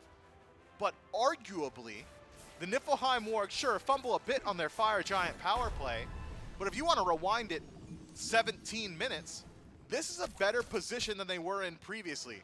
It was the left side Phoenix down as they were contending with the Fire Giant dance. Now it's the mid Phoenix, a bit easier to defend, while simultaneously keeping the Fire Giant alive. The Highland Ravens, they have got to be getting winded at this point, man. This dance will take up place once more in about a minute and a half. For now, it's about clearing waves, making sure these enhanced minions aren't able to push into your Phoenixes on either side of the map. Deal with the enhanced wave in mid as well. If the Niflheim Wargs can deal with the, really, it's just that left lane that you're really concerned about. Angry, even bolstering its power with the help of some of those lizards. Deal with those, regroup, we're right back to square one. Angry earlier on in the game, struggling to keep up with the damage output that Hawkk had. Now it's Angry at the top of the charts on the Tiamat, 50,000 nearly for the mid laner of the Ravens. Still a minute before the Fire Giant crashes back in. Enhanced no less, right around that 49-minute mark. That's when that one will come back in. We do the dance all over again, but as you say, this time a little bit better off for the Wargs. It's only the mid. Tiamat Lizards in a couple of different lanes sent out by Angry to help push up the waves, and they've done just so. Itori will deal with a couple of the waves of them. Niflheim Wargs regroup. Elixir's a power bought by a few players across the map. Angry grabbed one, Hawkk, Spudio, and I believe Coast also picked up one there. An elixir of defense for Itori to be a little bit tankier for these fights. You're telling me Sarpeii couldn't have afforded a single ward stepping up into this? The Highland Ravens have got so much vision available here deep on the Niflheim Wargs side of the map. If you cross the speed buff threshold, the Highland Ravens absolutely know about it. In the battle of information and vision, it's the chaos coming out ahead as of now. Sentries lacking in the pocket of the Niflheim Wargs. This is what it's going to look like going forward. Fire Giant barreling back down towards the battleground as we speak. Highland Ravens, they've got a lot of advantage here. 4 strong of the Wargs in the jungle. Sarpeii pushing up the fireways in mid. Boulder towards Spudio does not connect. Cozyx will swing out. And we go back to our Fire Giant tango between the Ravens and the Wargs. Adapting to the far right, Sarpeii to the far left. Everybody else sandwiched else in the middle. Cozyx is deep up in enemy lines, and Spudio, Nice. a single stun auto after, puts him at half HP. Adapting, fully disengages. Spudio now without his beads. An easy target for King Kenneth to look towards. Sarpeii, contending with the enhanced minion waves in mid, has been distracted a fair deal, but the Highland Ravens have not done enough damage to this Fire Giant that the Wargs are concerned about it. No, Silence still tanking it up while Coast deals the autos. But Fire's at half. Sarpei's behind. I don't think they even realize that Sarpeii is looped around to the back of the carries. This time, Ko spots him and throws out the ping to let the team know, hey, there's a guy on a horse running around behind us. Sarpeii will go back towards the mid, clear up the fire minion wave. The last one. Now, you can see the Niflheim Wargs at full strength, maybe inside this next fight. So we are legitimately back to square one now. Mid-Phoenix respawn, no more enhanced minion waves, and no more lizards from Angry to concern yourself with. So the Niflheim Wargs can group up truly as 5 and dedicate the full brunt of their attention to this Fire Giant dance. If the Highland Ravens want to fight, they're going to have to generate threat. You do that by pulling the objective. They've done so. 50% on the Fire Giant. Actually, 30. It's going quick. Someone's got to get in the fire to steal this one away or pull the Ravens away from it. Cozyx will do just that by yanking Angry back, but not enough damage. Adapting finds a massive stun onto Spudio, but a dash away. Sarpeii gone, but so is Coast. Adapting dunks on top of Spudio. Hawkk gets a lot of damage before he goes down in the passive. Ends up taking him away. It's Angry versus Itori again, but sustained to the Hades. Make sure that Itori gets to live through the back line. It's now the solo and the support of the Wargs against 3 of the Ravens. Xnnah's close gap on Itori, who leaps forward. Is able to force out the beats from Angry, but how much more can he do? Pillar of Agni will lock only Xnnahh. That's not a lot of healing to the Hades. Cozyx, the last man standing yet again for the Niflheim Wargs. Angry, Xnnahh, Silence, just run this man down. See if you can get anything here. Not much they can do from there. Silence on his own can prevent it back, but this man Maui's got a heavenly sprint built into his kit. That's 25% movement speed, boosting him every time he tossed out the mystical Alua. Highland Ravens realize, look, we can't do Fire Giant, not without Coast. It'd take too long. What can we do? Take down the mid-bird. Mid-Phoenix going slowly. Deja vu, Cozyx trying to defend. This time he's got 3 to defend against. No Trebuchet, though, to get that free-ranged poke out there. Middle bird gone again. 4 seconds until Spudio's up. Sarpeii has returned to the land of the living along with Hawkk. And now with 4 standing for the Wargs, the Ravens will back away with their prize of the Phoenix and Myth. We're on square 2 now, which is a Phoenix down for another Fire Giant later, probably. But it's a mid-Phoenix, which is super easy to defend, Or this be especially square for 3. like a Lancelot. We're not at square 4.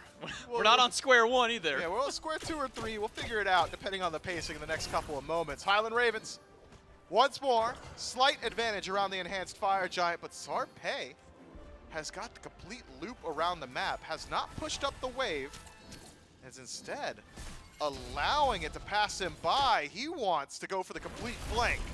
He has made it to the back line. Hawkk by himself. Dashes out. Sarpeii still not spotted by the Highland Ravens. How long can he stay back here with no one noticing is Indefinitely. the question. Good poke again from the mid laner. Itori walks up, eats a single auto heart bomb, yanked geez. back in, dashes out.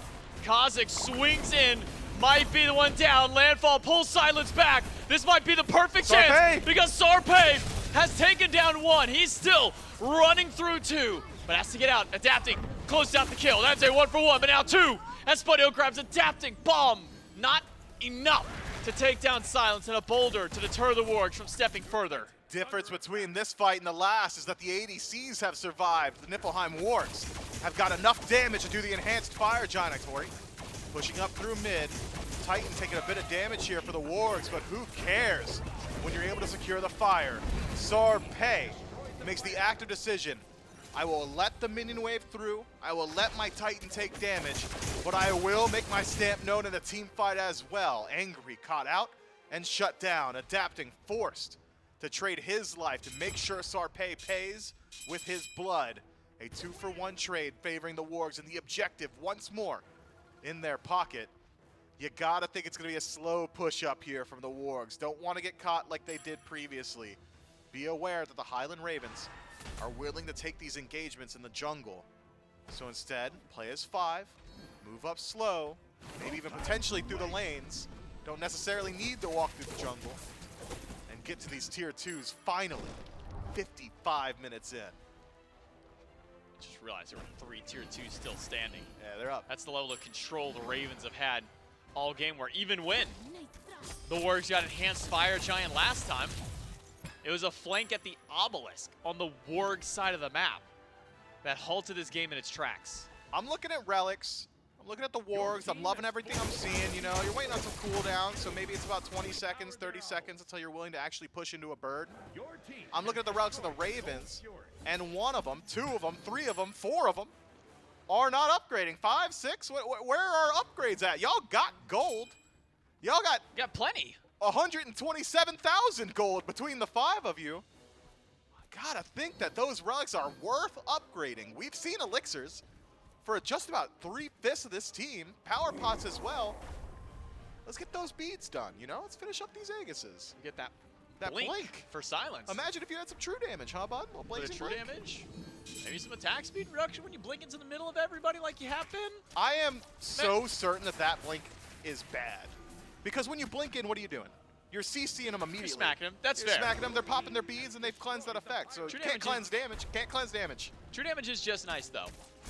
Nowhere near the level that it was back on release. That was an absolutely absurd scorching blink. And they Back weren't in the buying it back beginning, then this- either. That was No, back they when it was the other were, one. but they were meme buying it. It was like everybody buys it. Remember, like Agnis were even buying it because you blink Double past flame, and you yep. dash right back to them.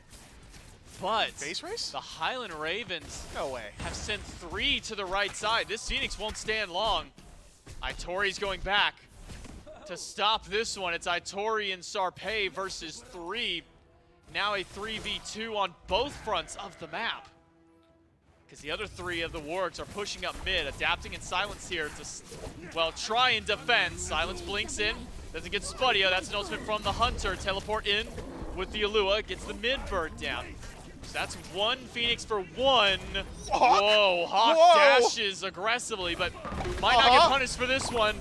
Does end up getting away from the Fields of Love, adapting, chasing down on the tree. Hawkk dumps a couple of bombs before adapting, crashes, but is able to dash out. Can con him. Oh my Close God. one, misses the dash, misses the boulder. Angry doesn't have the damage to get through, but Angry finally takes out Hawkk. Angry takes out Spudio, that's 2. But Itori trades it out.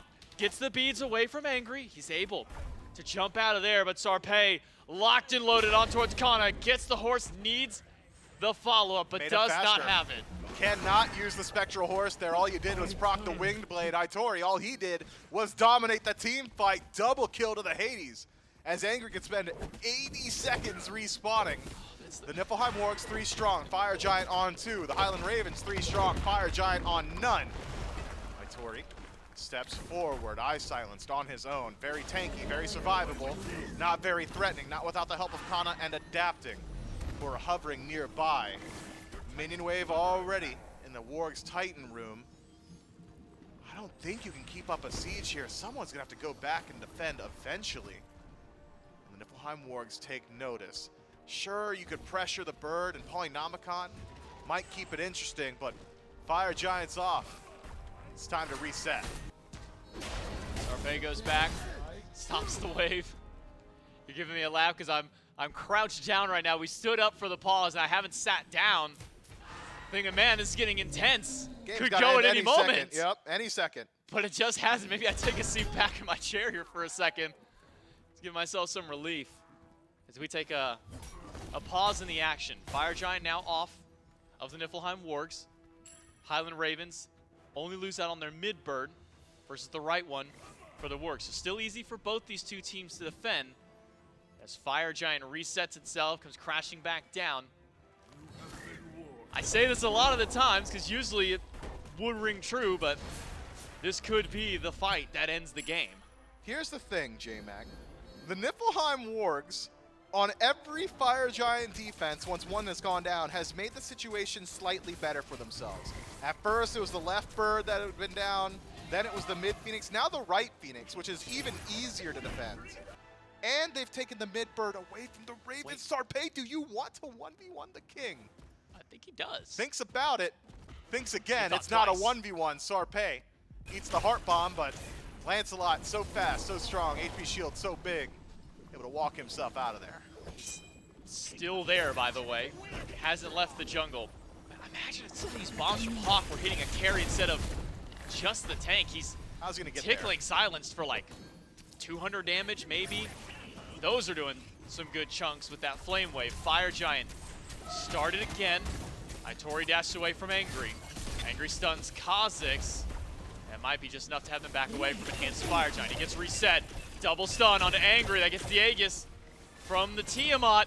Itori goes to the pack line, but stunned immediately. Finds the damage on to Angry. Landfall cuts off the path for Xngnnah, and Silence had to jump through, and Fields of Love holds 4 away from the fight. Cozyx, but watch out for Sarpeii to the backside. Does not grab Silence. Double dashes through Xngnnah, and Niflheim Wargs may just have to settle for a tier 2 tower on this push.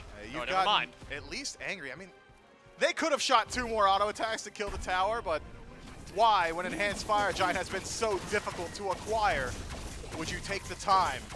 Drop down to 50, Xngnnah nearby. Boulder not available. No steal chance for the Highland Ravens, and Enhanced Fire Giant once more goes to the Niflheim Wargs. Shouts Itori for doing it all on that team fight. Uses the beads aggressively to leap forward, catches out Angry. I thought it would have been a poly proc. He said, no, my ultimate is enough. I will not risk a miss. And dedicates the Pillars of Agni, finally able to find a clean pick. And now the Niflheim Wargs once more can approach the throne room. The Highland Ravens, all 3 birds up, and left side, or right side rather, tier 2, still available. Should keep that Titan a bit tankier than otherwise, but 62 minutes in, the gods on map so strong that I'm thinking just about anybody on the Niflheim Wargs might just win a 1v1 with the Titan, except for Cozyx. He might, but it'd take a while. And take him eternity. Well, he has picked up a little bit of power. He's got a Divine Ruin. So instead of hitting for 40, he hits for like 45 maybe on a Titan, but Niflheim Wargs. We broke the hour barrier, Miff. We were in 62.5 minutes. That's right. In game number 2, the Niflheim Wargs with their 3rd Enhanced Fire Giant in this game. And by the way, the first one was all the way back at like 44 minutes. No, one went down at like 33. I think it was pre-30 was the one for the Ravens, That's and right. then we danced for like 10 minutes after that. That's what the desk is for. They'll tell us we're here for the now. They've got those numbers, but Niflheim have theirs. All 5 of the Wargs to the left side. Midbird weakened, has some minions from Tiamat, helping to push the lane up. Sarpeii will rotate over and distract some of those and keep that lane up, along with Itori. Have an awkward split. Whoa! Hawkk! Woo! Angry. Back to base for the Tiamat.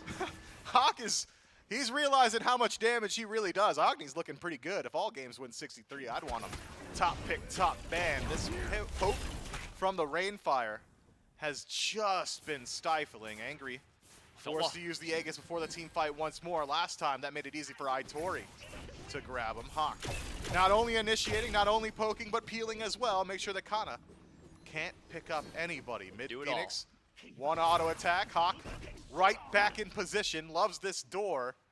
The Highland Ravens gotta send someone over to deal with this guy. Instead, rotate to Itori, who takes down the middle Phoenix. The rest of the Wargs take down the left one. We are 2 birds down. The Niflheim Wargs will back up for now. They're healthy. They wouldn't go There's back to nothing base. else that they can go back to buy at this point that is more important than pushing towards right side or even forcing a fight. Right tier 2 is like 1 Spudio auto or 1 poly auto from Itori to go down. And now push to the right side bird. Highland Ravens defense certainly not weak. Displacement from Xngnnah could be the difference maker. A random pull into a late beats could cost any individual member of the Wargs their lives, and 1 life is all you need to take in order to keep your Titan alive, I'm thinking, considering how close these engagements have been. Itori in first, he wants Angry, there go the beads. Angry, no relics left. But adapting low, Itori just enough damage with the pillar, beads away from iSilenced ultimate. 4 strong in the Wargs, another stun by the mid laner. Cozyx doesn't pull anybody back, but the right bird is gone. All 3 Phoenixes removed, and the Wargs hold strong. Highland Ravens 4 strong. Fire Giant for 8 more seconds on the Niflheim Wargs. Certainly, you can stick around here an entire minute on Adapting's life, and Fire Mini Waves leaking through the left and mid. The Niflheim Wargs no longer have the buff, but they're still strong. Hawkk finds only a stun on Akana. Spudio poking Silenced with Itori. The tanks walk up, but neither find the initiation to start. Sarpeii to the left. Fire minions already in base. Push onto Hawkk. This is the player you gotta take out. Boulder doesn't do anything. Sarpeii to the backline, forces 2 into the fountain. The Niflheim Wargs forget about kills, just dump all the damage in the Titan. And 66 minutes.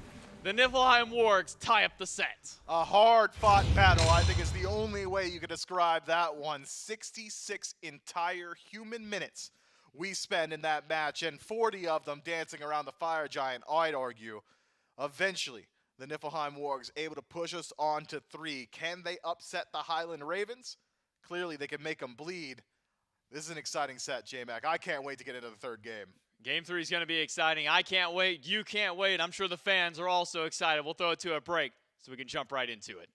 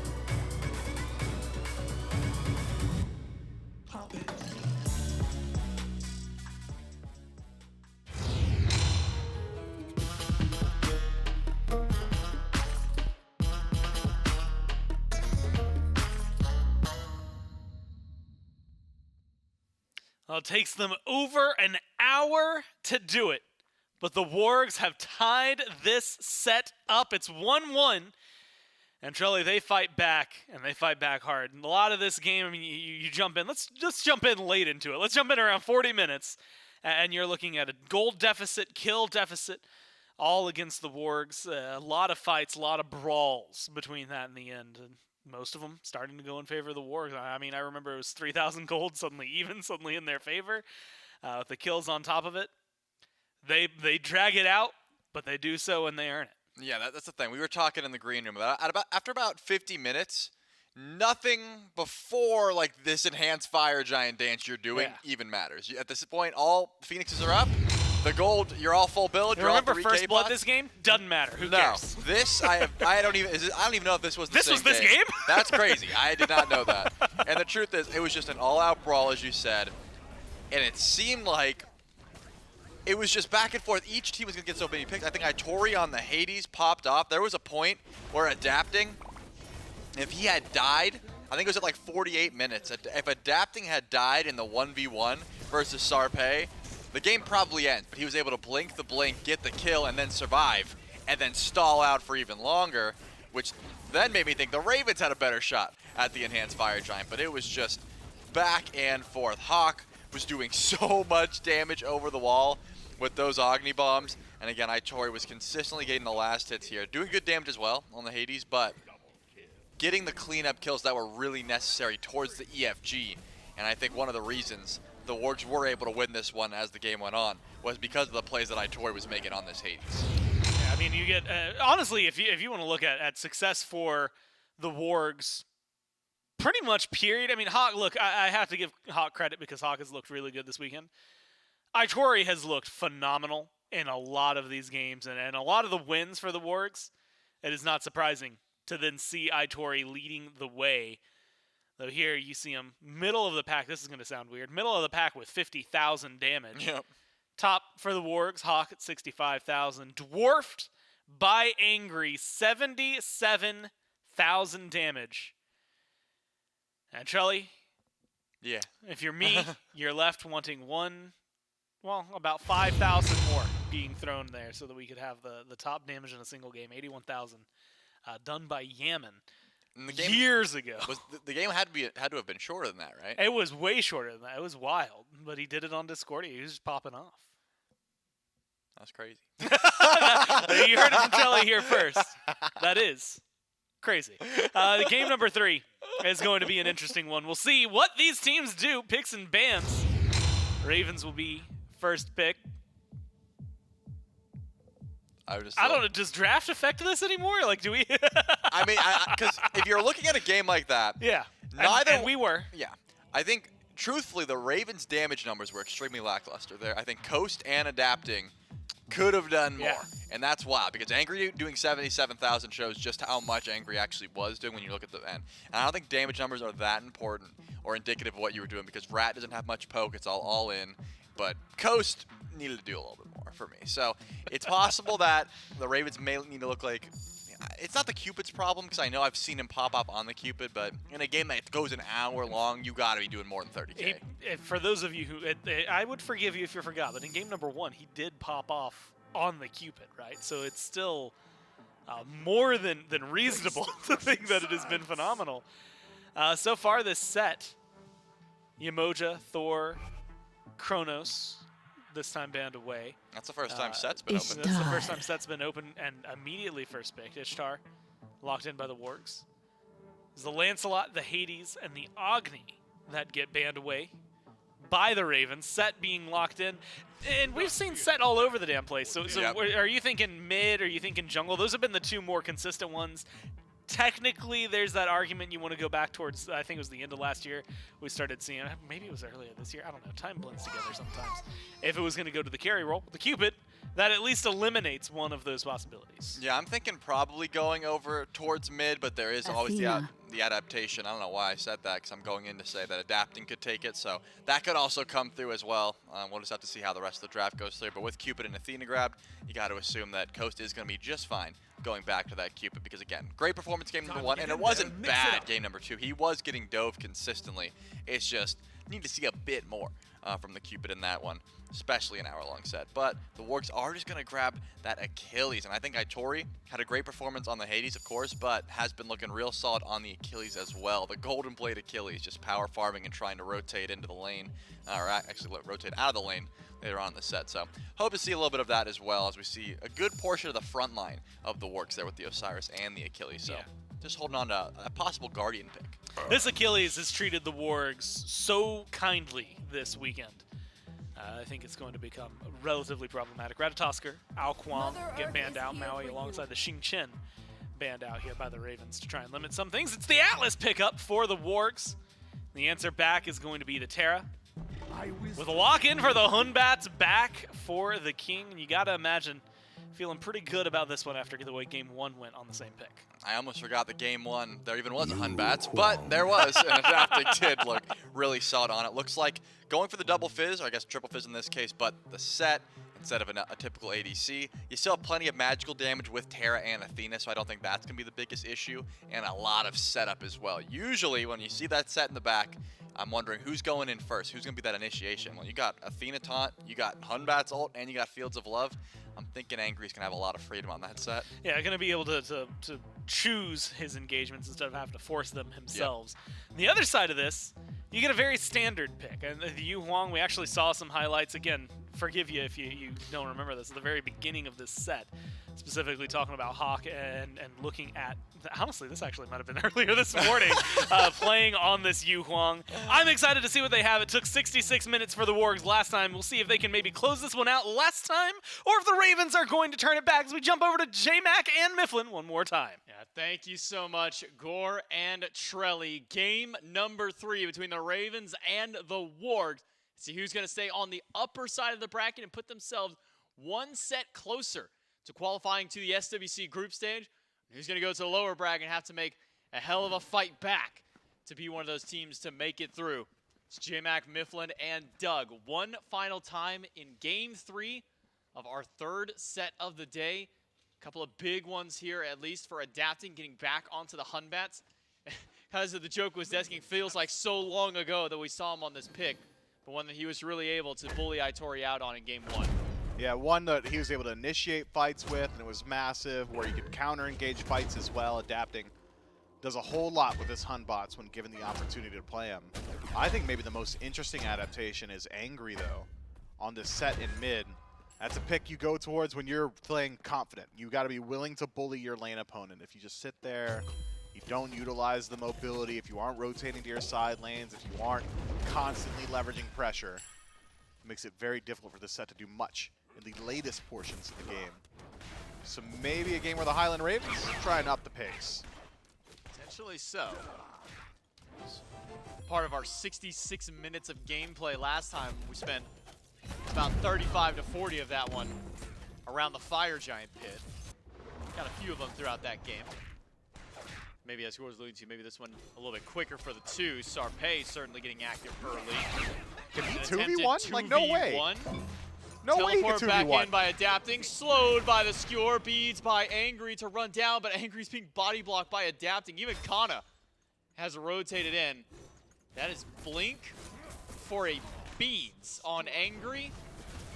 Not the greatest spot for Sarpeii in that regard, having to use his offense, but stripping away defense for seemingly free. Pretty nice for him. Yeah, I can't believe the Ravens kind of let him stand around as long as he did. I thought for sure when they turned that corner, they'd realize, oh, it's just Sarpeii, guys. It's just him. I know Osiris in the early. With Mannequin, some of the highest pressure you can go towards, but you're not playing a standard mage in mid. This is a red buff set at level 2 with Warrior's Axe. Survivability, damage to fight in, auto attacks, very, very strong. Feels to me like the Highland Ravens playing a bit cautiously. Can't blame them considering how the last game had gone, but perhaps a missed opportunity there. Games like Game 2 are typically what we see whenever the game does go, or when a set does go to 3. You know, off pick, dash in by Spudio. Should be fine. But those are normally games that we see at the tail end that say, you know, two teams duked it out. One went really crazy in Game 1, one went crazy in Game 2, and they both go, okay, you know, this last one really matters. Let's slow down the pace. Adapting going for a blue buff invade. Hawkk loses beads against Angry. And now adapting, being chased out by Sarpeii. Itori there. Beads gone from the Hun Bats. Cxnnahh trying to keep Itori at bay. But adapting is low in mana. This could be a kill for either. Single off the mark. Flail does hit. Taunt. Keeps Itori away, but not far enough away. He's able to close in gap and first blood to the Wargs. Yeah, I think that probably goes a bit better for adapting had he done anything to start that blue buff besides jump on it. Because he leapt on it, Sarpeii walks up a sickle, you're slowed, you're stuck, I have mannequins, you can't fight back. And that's the entire conversation. We're not having ifs, ands, or buts. It's not open to discussion. You just get knocked out. Perhaps using that leap just because he wants to burst it as fast as possible. Concerned about the counter rotation in, but if you're concerned about the counter rotation, you probably want to have access to your leap as well. So adapting a slight misplay in the early gives over first blood to the Niflheim Wargs. Kill does land on Itori, who's gone for the patented Golden Blade in first slot, which should look a bit better here. I'm thinking Athena doesn't really have the ability to bully you in lane nearly as much as some of these other more standard soul laners. Some additional movement speed, some power. I like it here more than any other time I've seen the Golden Blade start. But that's just because it's against an Athena. Yeah, she can't do anything about it, you know? So no real punishment this time around for an item pickup like this. Even Sarpeii wants to join in the fun. A Golden Blade in his own. In the jungle and on Osiris makes a little bit more sense. Like infinitely. So we'll see the double Golden Blade of the right side. You could see a lot of splash damage if fights do occur inside the jungle around those camps, or maybe even in the lane around these minion waves like a couple of them have broken out so far. Blue buff attempted invade by Itori. Previously Sarpeii was there to help out. Sarpeii on the rotation in. Should join his allies soon as adapting locks eyes in the jungle. Blue buff invade successful. This time Itori did not need the assistance of his jungler. Just able to act as goaltender, Sarpeii that is. Make sure that adapting doesn't rotate through. A Fear No Evil could have made it a bit different around that solo fight. Angry, slowed down. Beads is maybe a little too early from the stun. Teleports to one of his clones. They need a single hit on Angry, but they won't find it on either of them. Double taunt by Cxnnahh. Dash in, jump in by adapting. But their targets are split throughout that fight, and both Hawkk and Sarpeii make it out, as well as Angry. Man, adapting plays that one real well. Waits for the tether to break, stands still. Leaps to slow, connects with both Hawkk and Sarpeii. Target selection perhaps a bit poor there. Decides to stick to Sarpeii rather than Hawkk in a post-Celestial Flight world. Maybe could have confirmed the kill, but the peel, perfect. Adapting's Fear No Evil perfectly timed to make sure that Angry was under no risk once he made it to that right side jungle. And then Cxnnahh, great target selection with the Defender of Olympus as well.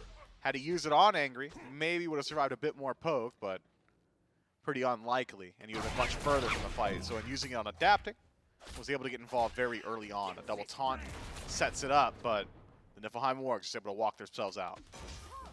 Niflheim Wargs with their singular pick earlier on. Netted themselves about a 1,500 gold lead, maybe a little bit more, up over the Highland Ravens off of just that gold bounty. I guess maybe a couple of TKOs, send some players home, deny a little bit of farm in the jungle, mid-camp control as well.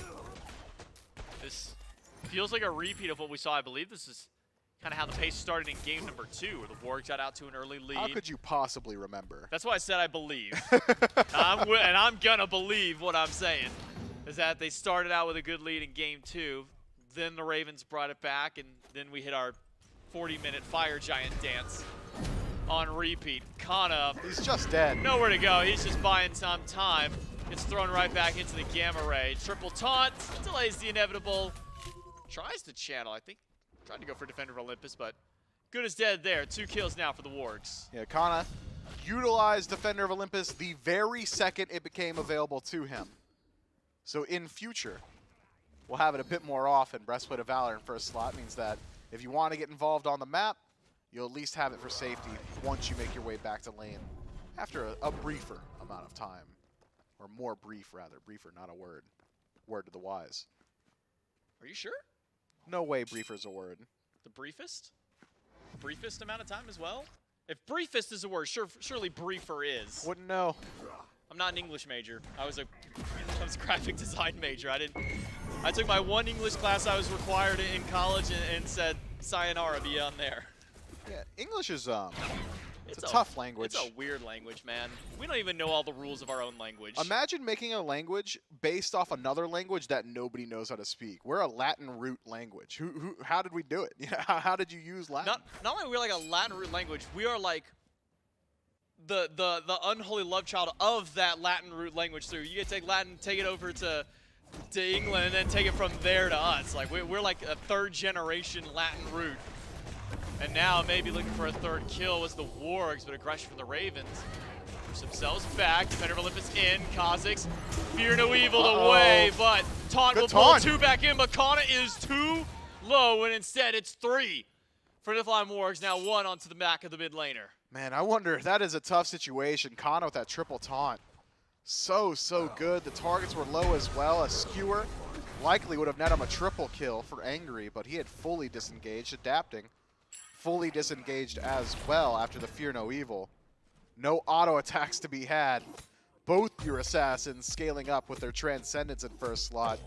Indicates to me that the only one who was willing to fight was Xnnahh, who had rotated over through the Defender of Olympus. Otherwise, I mean, it's not even just your assassin. Silence stacking up, Vaporish stacking up as well. Gonna be a while till the Highland Ravens find the full value of their first items. Well, it's gonna be a while before Xnnah's allowed to do anything in this lane. 3 level difference between him and Itori. Just now procs over to level 8. Lost his blue buff as well, as it's sitting around Cozyx waste at this point. The Highland Ravens are falling behind. 3K in 9 minutes, 3 kills. For Niflheim Wargs as well, and 3K XP. It's a rough spot for the Ravens. Not for lack of trying, at least. When we saw around red, they're willing to get aggressive, but Xnnahh might just be going down here for a 3rd time this game, as it's Itori to put him out. And 4 now for the Wargs. Just easy rotations. This Athena has not been very safe in lane. Maybe some wards could help out a little bit. The walkthrough has been easy for the Wargs here. Just a little bit of vision on map might be able to prevent some of that from happening. As Xnnahh finished up the second item, it'll be a little bit more difficult for it to happen, but damage is already done. 3 levels down on the Athena. Sure, you can rotate to the team fight, but maybe don't anymore. You are not exactly a factor when the solo laner is behind the enemy support. Okay, where's he going? Wait, he's getting this fight. Okay, we're now in a 4v3 double taunt. Ultimate from the support goes through. Xnnahh, who just got back, farm, man. ends up dying. Silenced, be run down by Sarpeii. Coast is only going to sit by and watch. As Silence being chased away, Stun will peel for a little bit. VaporishCoast does have ult. Sarpeii does not. It would be a perfect opportunity to get him through, but movement speed. Now, I was going to say this. There was a moment there where Adapting was farming on the right lane, and I thought, and this is what I would have done if I was Xnnahh in this place, I would have Defender of Olympus to Adapting for a free teleport to get my wave, but he didn't do that and instead used it to die in the mid-tier 2 fight. Yeah, mid-tier 2, 4,000 gold down. 4 levels down. 4 levels down, 11 minutes into the game. Like, why are the Highland Ravens forcing the engagement there? Couldn't tell you. The Niflheim Wargs in a very good position. Itori doesn't need to rotate to the team fight that his team was already winning. Instead, steals Adapting speed buff, so now Xnnah's lane's bleeding into the rest of the map. So Itori is able to strip some of that farm there. Let him farm! It is so strange to me that the Highland Ravens are forcing engagements in positions like that. Also strange that VaporishCoast doesn't use Fields of Love. I guess he was just assuming Sarpeii had ultimate, but wrong assumption. Also, or at least force it. Let him farm. He doesn't have enough tier 1 items built yet. He's only got 2, man. He's got 2 more open slots. Just let Xnnahh get some extra farm out there. Do anything he can. Wow. Angry. Pulled back by Cozyx, not doing really much damage over towards Cozyx on this Atlas. Has nearly a fully stacked Thieves and a Sovereignty. Angry effectively doing nothing to him at this point through as the Niflheim Wargs grab their Scorpion. They back themselves away. And Cxnnahh just begging for his team for a moment to stop fighting, let him get anything up, because he's now staring down a near 3 full item Itori, who actually skipped upgrading his magical defense fully, because I guess he doesn't feel that he needs Why it would right he? now. Instead, it just buys a Glad Shield. It's like, you know, the only thing that kills me now is either walking into a tower and dying or adapting showing up. And It's not magical. adapting is not magical. So Glad Shield certainly the option here for Itori, who could start rotating into these team fights a little bit more often, I think. Maybe get involved around that Gold Fury. We are firmly in alarm bell range now. 3,000's okay, things are getting bad. 4,000's the things are real bad. 5,000 we're considering, you know, throwing the scrim away. You know what I mean? Like that type of situation. So a Pyromancer, a Gold Fury anytime soon for the Wargs would highly favor them in the fight and also extend this lead. Itori will walk at 3. Blue buff goes down, so Xngnnah has something, some got the silver dash. lining. Spudio, ult down, Coast will beats through, but he's still kind of losing this 1v1 for a moment. Never mind, I won't doubt the Pentakid himself. He gets the solo kill on a Spudio and turns things around for the Ravens in at least one field. Pyromancer taken by the Ravens. Fear no evil. Is stopped by a dueling dragons, but Xngnnah gonna charge up the ult Gotta get to in help there. out Angry. Where is Angry's target? It's on Hawkk, but adapting, melting away. It's a 1-for-2 trade for the Ravens. Maybe more, but Sarpeii is back. Execute one for Itori. Execute 2, not there, but he doesn't need it because the rest of the team rallies around for 3 picks. Wargs essentially give the Ravens a second lease on this game for a brief moment. Coast with the solo kill. The only winning line is if Spudio gets his dash canceled by Heart Bomb, which is a telegraph stun. Spudio absolutely knows when Heart Bomb's gonna pop. A bit of a stumble there. Loses his life. And then the Ravens steal the Pyromancer as well. I didn't spot exactly what it was. Could have been any number of them, considering how many members of the Ravens were there. Now you've got your win condition established for the Ravens. Play through your duo lane. Have VaporishCoast be that shining light, that lighthouse in the dark abyss of the ocean. The Niflheim Wargs have got solid control on the right-hand side of the map, but disparity has now started to establish itself in the mid as well. So a tale of 2 games here. Highland Ravens. Now, I think, just play anywhere but where Xngnnah is, which should be your strategy anyway. That's the Athena. You want her using that ultimate to get active elsewhere on the map. Xngnnah down. 5 deaths. 051 to the 402 Itori, level 15. Gold Fury started by the Wargs. They've got some great shred to take this one away. No sign of Coast and no chance for Silence to get into this one. The Pyro that was so good for the Ravens to steal, that lead has been mitigated now by the Gold Fury. Angry, just getting absolutely destroyed by Itori. Aegis is the only thing that saves him from the execute. And Itori will be able to walk away from this one, no problem. Adapting can't even get into the lane as there are 2 zoning him out. So what do the Niflheim Wargs do now? Not much for them to force their lead onto. Buff invades become available very shortly. I don't believe the Wargs have got timer on the Ravens' red buff, so hard pressed for them to find a position to move in there. Fire Giant not exactly a viable target either.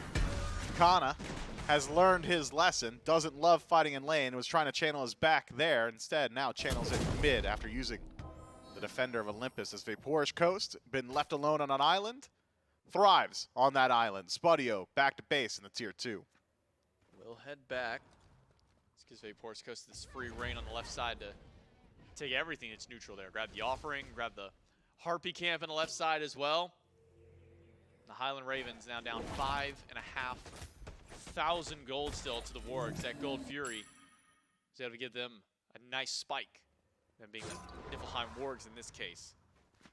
I mean, you're right to highlight that it's not just the dual lane that's falling behind for the Wargs. Mid laner Hawkk is not able to keep up that same level of farm that Angry has, despite how much Angry has been kind of bullied during these matchups. Yeah, just 1-0-0, and that one significant for the Ravens mid laner. Small skirmish in mid, sees Angry drop low, dueling dragons, connects, and Hawkk, wow, takes him off the map. Itori makes the rotation as well. Gotta be careful here. Adapting. Not gonna use the Fear No Evil. Probably doesn't love his odds in defeating a level 16 Achilles, so instead disengages. And the Niflheim Wargs take their pick, they take their tower, and potentially a second as they move into the tier 2. 3 members stay, Itori leaves. Gotta think it would have been easier had he stuck around, but shouldn't change the outcome too much. Wow. Mid-tier 2 does fall down. The Wargs lead extended once more. Maybe further on the left side. Tier 1 tower does not fall. Minions not able to get the last hits there. So the Wargs tier 1 stands tall. I thought with Itori and Sarpeii over left, they may have tried to push up and take the tier 1 away from VaporishCoast. Give Spudio a little assistance over there, but who needs it? Tier 1, tier 2, and mid go to the Wargs. J-Mac, Itori has essentially done the Smite equivalent of bringing a shovel to a fight, right? He just says, I don't need to finish my talisman. Xngnnah is a literal non-factor. I'm going to go into Glad Shield because there's some physical damage in the jungle. Xngnnah's still a non-factor. I'm not finishing it still. Brawler's beat stick afterward and just maneuvering the map. Stunned out, slowed down, turns around for a stun of his own, taunted back, fear no evil. Itori is still alive. Adapting is no longer. Xngnnah chased out, feels a love by Coast. Will not get anybody. Xngnnah is gone for the 6th time this game. The Niflheim Wargs, this was your number 6 seed coming into this event. The team that could not find anything going for them during the phase 3, and they are poised to topple the number 2 in this round. Pyromancer pulled out. Spudio's got the burn. Highland Ravens need to step forward. We've seen Terra steals before, and we won't be seeing it now. The Wargs take the objective. I thought maybe would even try and pull the Fire Giant here. I mean, still 2 dead, kind of no ultimate. Adapting off the map, silenced. No mana, just about halfway. The Niflheim Wargs don't want to fumble. Why leave it to risk when you've already established a 10k lead 20 minutes in? And instead now, reset themselves back to neutral, grab a bit of farm in the map, maybe establish some vision around the Fire Giant, could rotate over to this Primal Fury and force the fight there. Would be a good deal easier than taking the largest neutral objective, and it's not as if the Highland Ravens have got anywhere to retreat to if the fight goes down. Mid to tier 1 and tier 2, already off the map. Niflheim Wargs, they're in a great position. This is like 95% odds. We'll see if the Ravens can try and fight back into that 5%er of their own. See, Primal Fury about to respawn in just a few seconds. Fire Giant still up on the map. And Pyro down for a little while. Niflheim Wargs with a 9,000 gold lead over the Ravens. One of the larger leads that we've seen this early in the game for these two teams, in this set specifically. Niflheim Wargs have all the momentum to try and push this one out. Only deaths so far for Hawkk and Spudio. Spudio in a 1v1, Hawkk in a massive skirmish that broke out earlier on.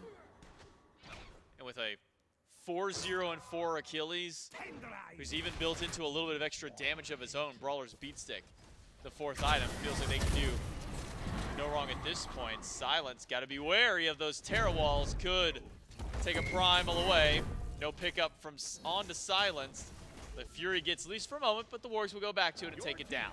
Easy Primal Fury pickup, which makes the Fire Giant a bit easier to grab for yourself going forward. Take less damage, deal more damage to it.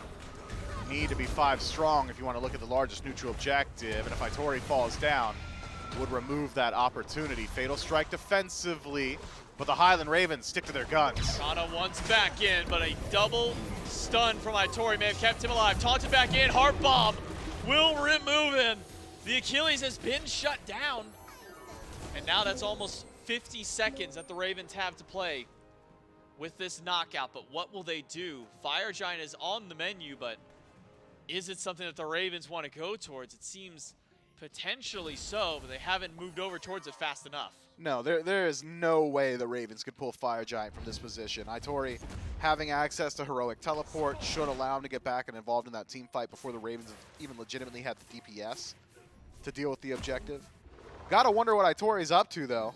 It's not like he's pushing a tower there. There's none left in mid. He's not going to solo a Phoenix either. Just a bit overzealous, I think, in his initiation and his positioning. Has been having a phenomenal game so far, and maybe goes to his head a bit. continually forgoes finishing up that silver talisman. Instead, now hide in the Nemean to round out the build. Fire started by the Wargs. Dash in by Xngnnah. Coast fighting against 3, dashes away, but Itori will put him down. Niflheim ult not even gonna connect, but fire is picked up by the Ravens. Stolen out, dueling dragons. Locks in Xngnnah for a moment, but he ults himself away, but Itori grabs the double. The 1v1 against adapting goes to the Achilles. That was one of the wildest Fire Giant steals I've ever seen, and wild in how it happened. The Niflheim Wargs drop Fire Giant to 10% and try and just walk out of the pit, and I guess Xngnnah, who has just been a non-factor all game, is legitimately invisible to the Niflheim Wargs because he's just sitting there as an Athena with no damage, 3 items in his build, chiseling away at the Fire Giant until eventually Adapting shows up and says, oh, it's like 100 HP, and just does it.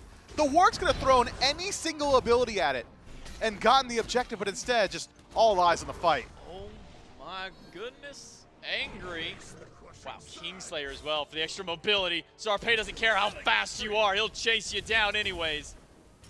And the Wargs have now removed Angry off the map. Right side Phoenix still stands. Xngnnah has something to say about this retreat, but he doesn't have the damage to really dissuade them. Silenced finds 2 with the root, but has Silenced run too far forward. He's got the backup of Xngnnah this time through, but now Silence is gone. Itori puts him down. Spudio drops Xngnnah off the pull from Cozyx, and Adapting wants to make the hero play, but he is instead the villain in this story, and he's brought down by the Wargs. So it's time to go push a Phoenix. I don't care how weak you are, those are synced up deaths on the Highland Ravens. VaporishCoast. He's got to do a lot on his own here. Has access to the ultimate and the Aegis. No beads for a minute. Niflheim Wargs 5 strong. This bird's got to go quick. Fields of Love hit Itori, and that's it. Coast will back up to the fountain, and the mid-bird will drop. Pyro time. The Niflheim Wargs can back away, grab the Pyro that has respawned itself in, and try and extend this gold lead, which hasn't really gone too much further beyond the 9K it was earlier. Will now jump up to 10.5, nearly 11 when this objective goes down. And Fire Giant still for about another minute and a half once they're done with that.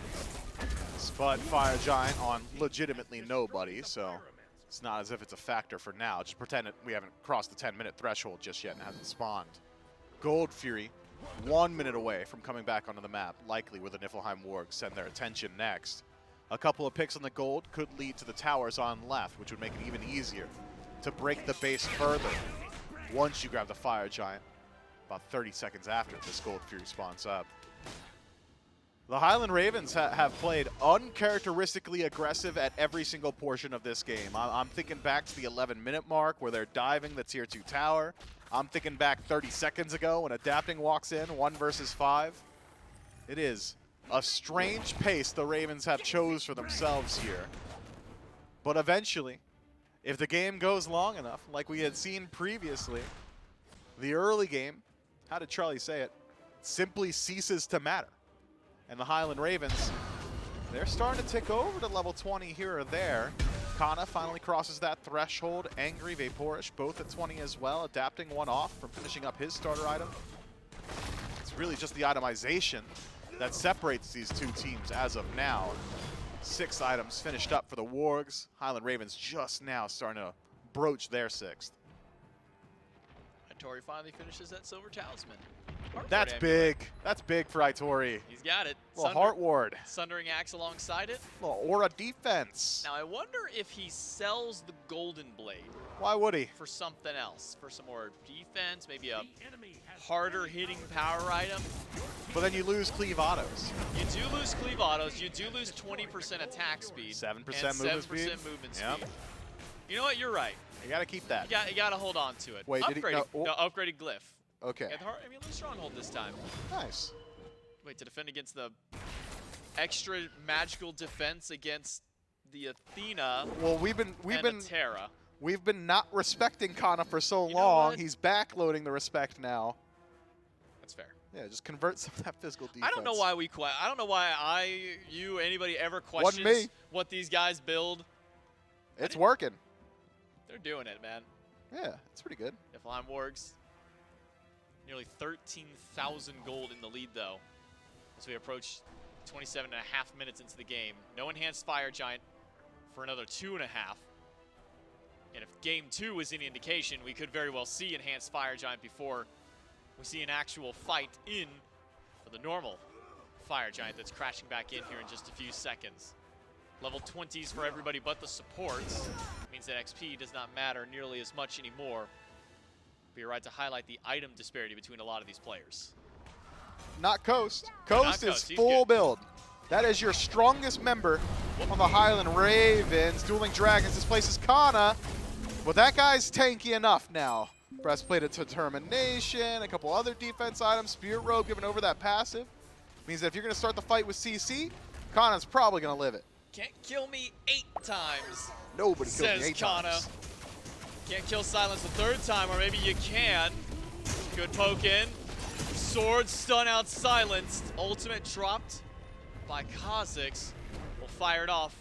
I believe it only clips a couple of there. Itori literally standing in the middle of 5 without a care in the world for who those 5 are.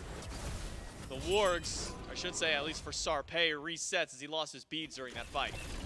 Fire Giant. I'm getting the wildest sense of deja vu. Niflheim Wargs, defensive positioning, adapting, forced retreat over the wall. All the Wargs have got to do is get one tanky target and Spudio in the Fire Giant pit. The other 3 members can act as a wall. Xngnnah gets in to save Silence. The Fire Minions will take down the mid Phoenix. Xngnnah picked up Fire Giant to the Wargs at 29 minutes. Itori stuck inside the Fields of Love, but the Highland Ravens on the back foot now. Fire Giant on all 5 of the Wargs. With an already crumbled mid-Phoenix, there's only 2 birds left standing. Yeah, that mid-Phoenix went down very recently at that. Titan taking some damage. Niflheim Wargs approaching the right Phoenix. Sarpeii, nowhere to be seen. He's got red buff on his mind. Should be able to grab that one. Maybe a kill on a Silenced here. Good poke.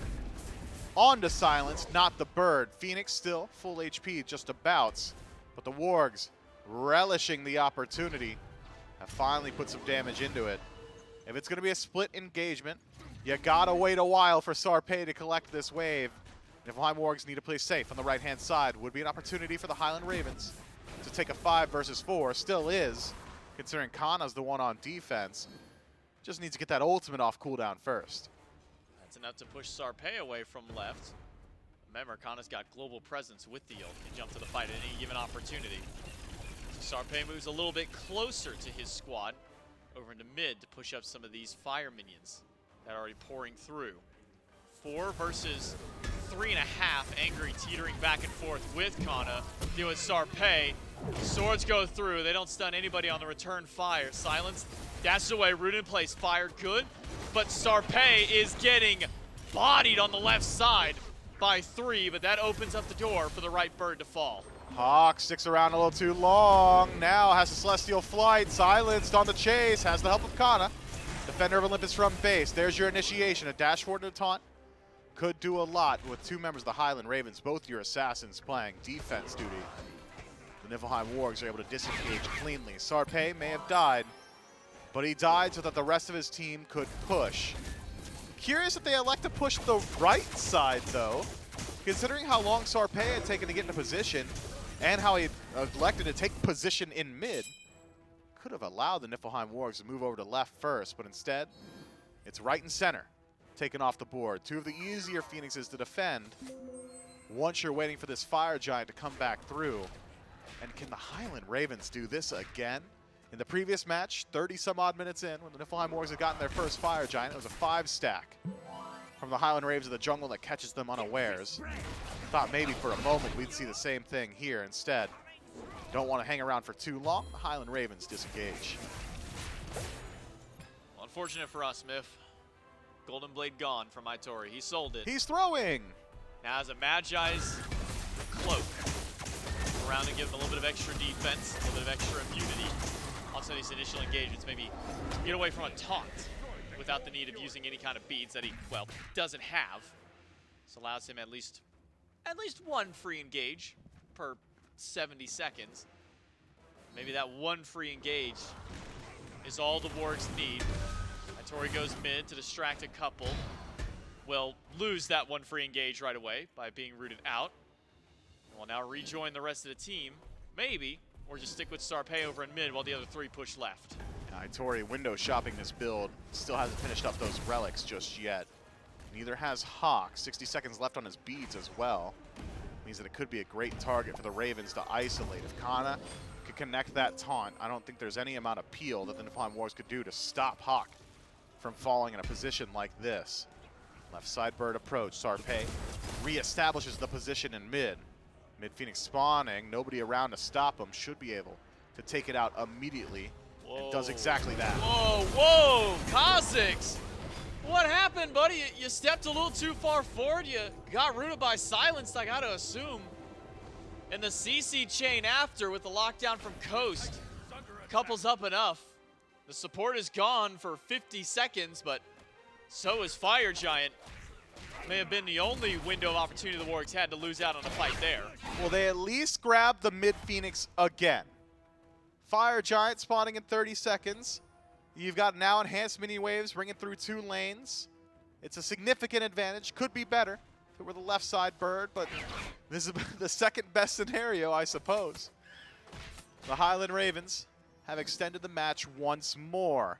Last time we were in this position, we were talking about how there was an entire item advantage on each individual member of the Wargs. Now it's like just 3rd tier items. The Highland Ravens have legitimately started to step in to 6th item slots. The game's becoming closer and closer as time ticks onward. Relics starting to upgrade on both sides. Highland Ravens, Entangling Wings, and Bracer of Radiance finished for iSilenced. Could be some opportunities here. We found out quickly how tanky Cozyx isn't in the last team fight. And no CC immunity in Atlas's kit means that taunt or fear no evil or even some roots from iSilenced could make this a difficult situation for the Wargs. Enhanced Fire Giant up, Wargs in the pit. Highland Ravens on the way in. But Enhanced Fire is melting to the Wargs. Cozyx tries to grab Xngnnah. Doesn't get the full pickup on him this time around, as the bubble was there to protect him that time. The Fire Giant hasn't been fully leashed. It's picked back up. Silenced. Can he get the steal as the lone Terra? The Highland Ravens gets the Fire Giant. What on God's green earth took it away? It was a skewer from the set, but Silenced is out.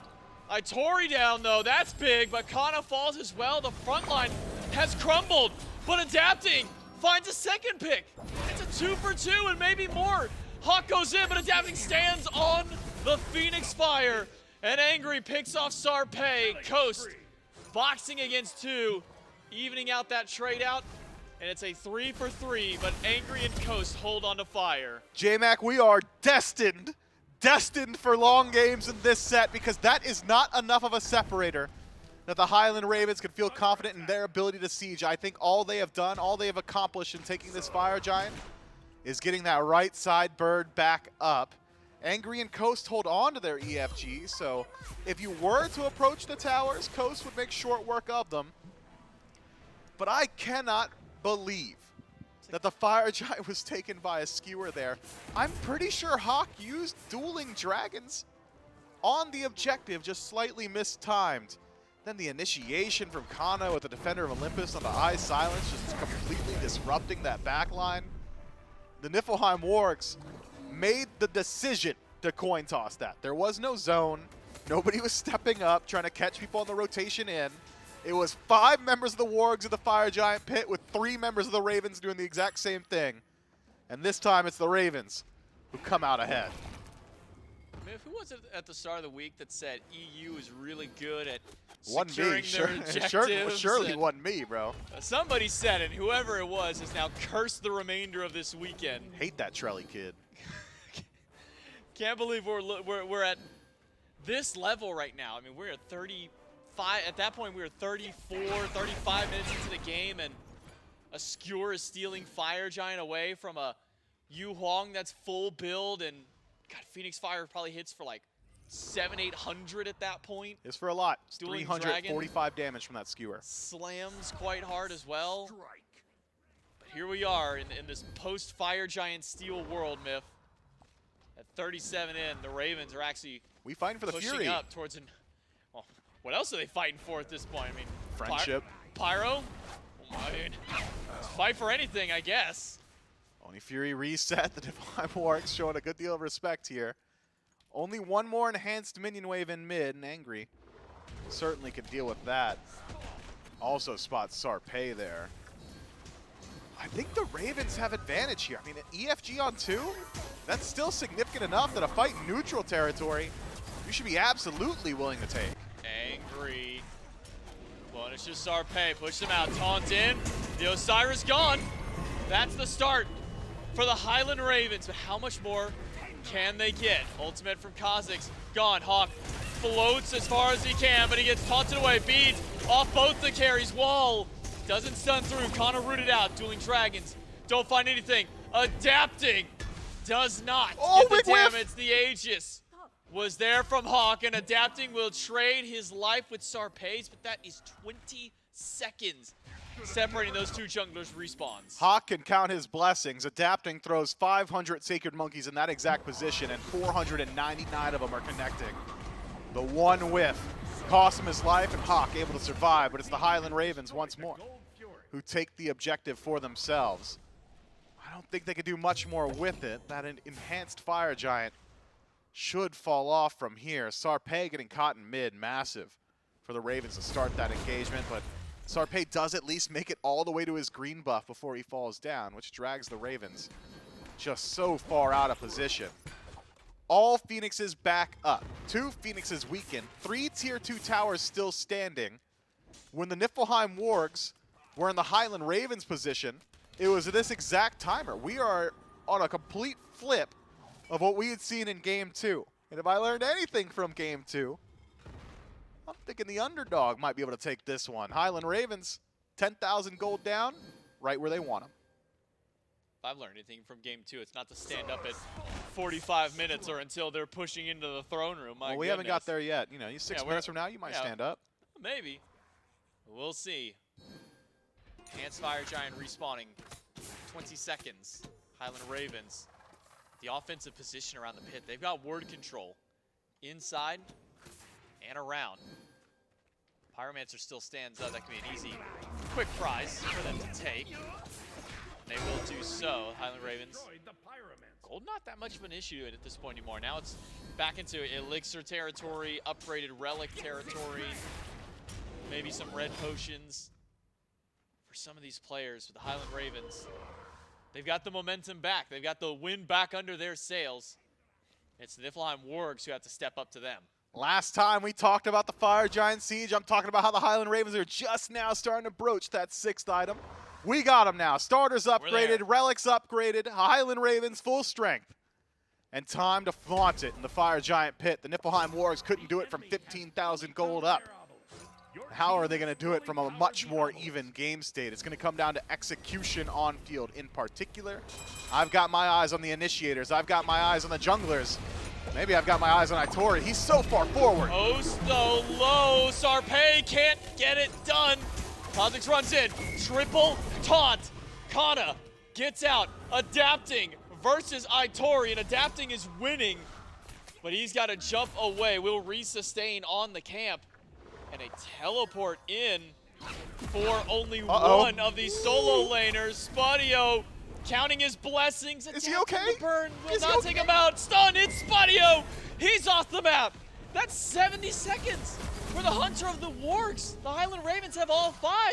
Go to the fire. Time to move into the Fire Giant as Adapting makes his way back from base. Dropped so low, by the way, by that Phoenix Fire, that his card art went to the grayscale. I thought he was dead for certain, but Adapting does survive. Hawkk just not quite enough damage to finish him off. The Highland Ravens not running into a similar wall do finish off their kills. Spudio and Sarpeii taken off the map. Sarpeii because he had chose to walk into 5. Spudio because Sarpeii had chose to walk into 5.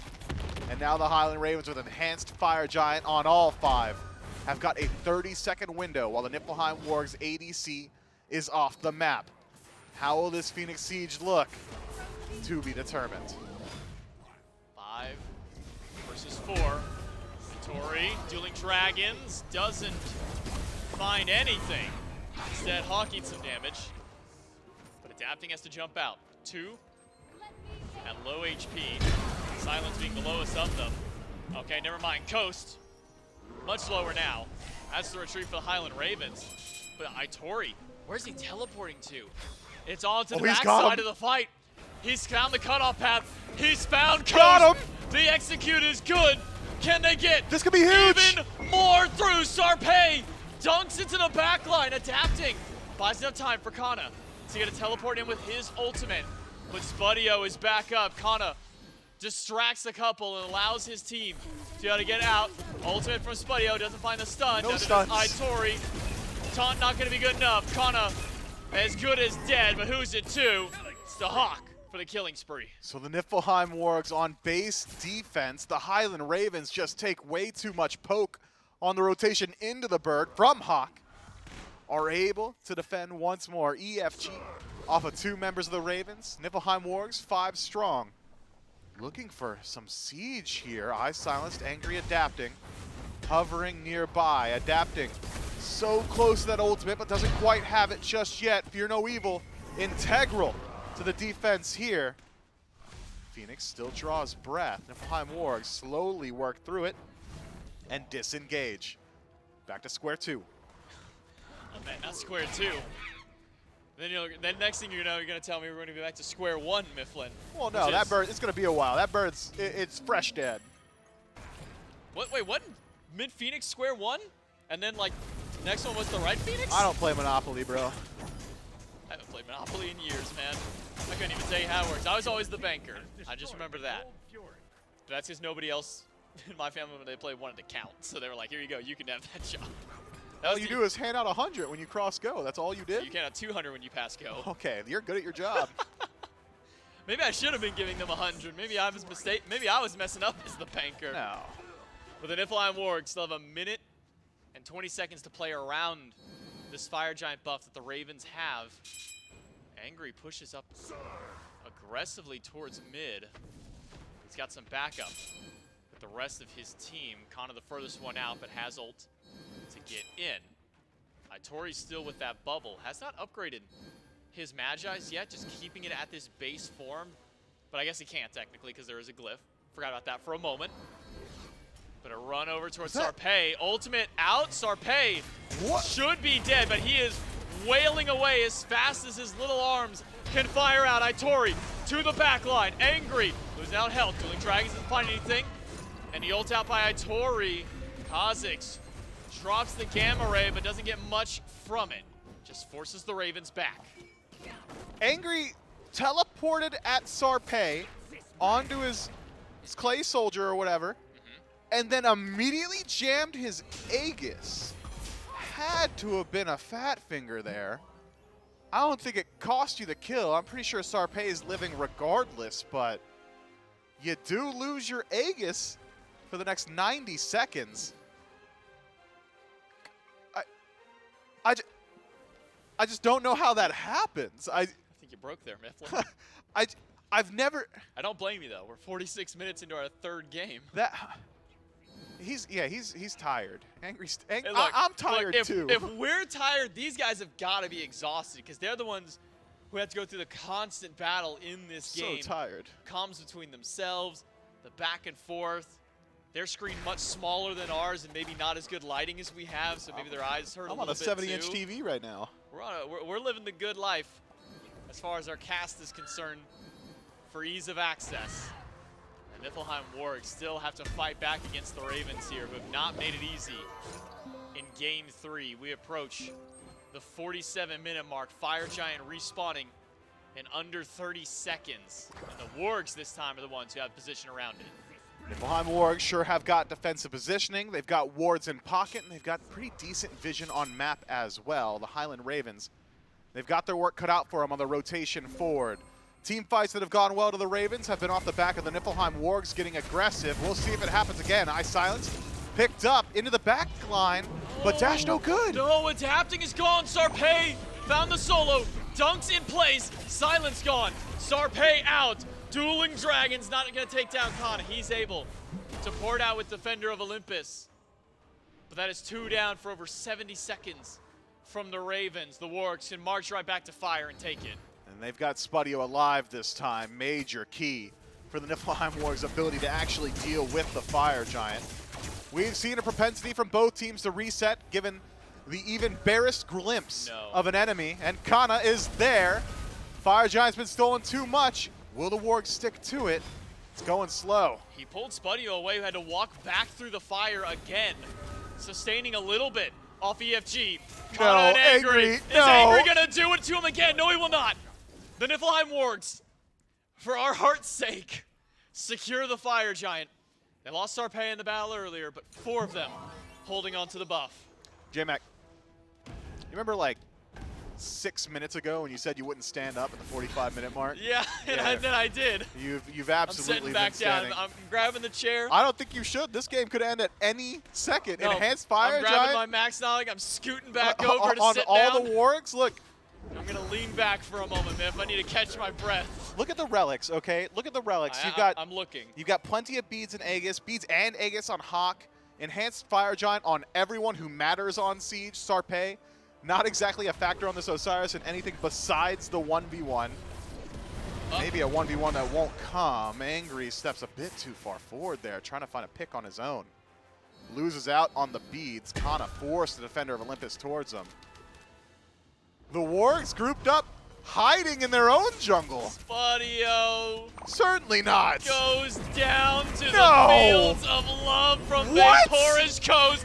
Is the turnaround back for the Highland Ravens. Cozyx low. What? Hawkk off the map. The Highland Ravens are bringing it back, but Sarpeii does manage to clip a Tapting out. It is Itori and Sarpeii, but Itori might not be much longer of this world as he's stunned out. Double kill for Angry. What? And the team that had EFG is now on the run. It's only Sarpeii left. The Highland Ravens can walk down the jungler, remove him off the map, and with 40 seconds left, Mifflin, game 3, and the set go to the Highland Ravens. What? The Niflheim, what? You're gonna hide in your own jungle as 2 with Enhanced Fire Giant on 4? What? That's the second time that, what? It's 50 minutes in, just group up, stand in a lane, walk to the towers together. What? It doesn't make sense, bro. It don't make sense. They didn't get caught, they didn't trick him. Angry got caught first. It was a disengaged walk back. What? It don't make sense, dude. This is not an exaggeration. He has been moving like this since that play happened. How does... And I don't exaggerate when I say that this movement is true to Mifflin form, and he is utterly baffled. I think Niflheim What's might be the new rebrand for this team. Confusion to be held from Mifflin, confusion from me as well. But the Highland Ravens were able to take this set out 2-1. Took them 50 minutes in game 3 to get it over, an hour of playing game 2. We need a mental break for a moment. We'll throw it over to the desk to give us a little bit of relief. And you know what, Shelly? I'll be honest. We got ready to walk in here. Looked like EFG. Couple people are down. You feel like you're set up. That's not how I expected that one to end, man. I was like, okay, yeah, the Wargs have this in the bag. Yep. Let's go relax. That's got a sting coming. I mean, it just everything for the last 3 minutes has to sting. I mean, I think Miff said it pretty good. What? that was exactly how I would describe the end of that game. I mean, the fact that the Wargs were even in a winning position. And Yeah. I know before this set even started, I said we should throw standings away. And I did not believe it would be that true up until this point. I mean, the Wargs played a very solid 3 games. Yeah. But some questionable decisions. I mean, the Ravens, that fight, I did not expect to go in the way of the Ravens. I didn't expect the Wargs to even take the fight the way it was. I mean, Itori was split pushing, decided to back up, grew back up with the team. This kind of stuff was 30 minutes ago. I don't even remember these plays. Well, it's actually funny you say that because I was going to talk about this because at 24 minutes, I remember thinking 5-on-3. I think Silence had just respawned, Xngnnah and Adapting were dead.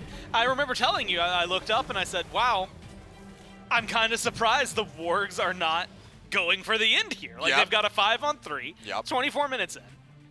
Yeah, I mean, at the time, Hawkk was kind of low, but between him and Cozyx, that was the only low health bars on the team. Felt like an opportunity to just rush in, kill the Titan, be done with the game as early as possible. Instead, this happens. And Trelly, that, again, it just has to sting. I mean, being so close on the cusp of victory, you have Enhanced Fire Giant still. And to be clear, And Kana's 1-9 throughout that game, and yet it's turned around.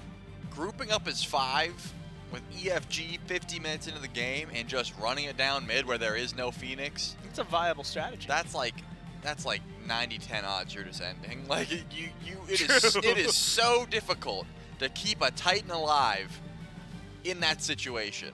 But winning a fight where you are so split up in your own jungle, turns out that was pretty easy for the Ravens. Yeah, Angry ends up looking real good at the very end there. Not the highest damage in the game, but doesn't matter. Goes 8-2, finds quite a few good kills there. VaporishCoast put one on the board at the very end as well, with the beautiful Fields of Love. And maybe an expected result with an unexpected path. Definitely a different journey than I thought Yep. we would take to get towards this end.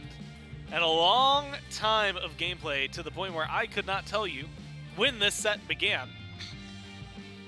And it doesn't necessarily matter. There's still more Smite to be had today. I'm thinking, what, 2 hours and 30 minutes, give or take? That's Well, about- there was a 66-minute game, so Yeah. that's at least an hour ago. Yeah, and then like 50 minutes for that that one was 50. And I'm just guessing the first one was 30 at this point. It was not like even- 20-something, 27. Yeah, so it was a bit. It was a brawl. Yeah. And I gotta imagine at the end of a set like that, you know, the Wargs definitely kicking themselves thinking we probably could have ended there. We group up a little differently. We don't go into the jungle. We don't take that fight, and or we just, you know, group up as 5. Could have went a little differently, but the Ravens, they stayed strong. Which from a deficit like that, I mean, at one point it was 17-4. It's pretty ridiculous they were able to stay strong. Not just stay strong, but to come back and win that, right? I Yeah. mean, very similar, maybe even more daunting than what the Wargs did in game number 2. Holding out as long as they did despite some of the circumstances. And, you know, you had to give both the Wargs maybe a pat on the, not the pat on the back, kind of a swat over the head for missing opportunities, and then a pat on the back here for sticking through it for the Ravens. Congratulations to them as they win this one 2-1. And like I said, Shelly, that's not the last one. We still have one more set. Again, 4 teams that came into the final bracket, with the Ravens and the Wargs having finished. Mambo and Scorpion still have yet to play. They're going to be playing each other up next, so it's going to be going into the Mambo and the Scorpions. Then whoever wins that tomorrow, middle of the day, will have an opportunity to qualify up against the Ravens for the SWC group stages. Only 2 teams can stand at the end of the day, but we're done with the eliminations for now. Not done with the Smite just yet. We got Mambo and Scorpions coming up next.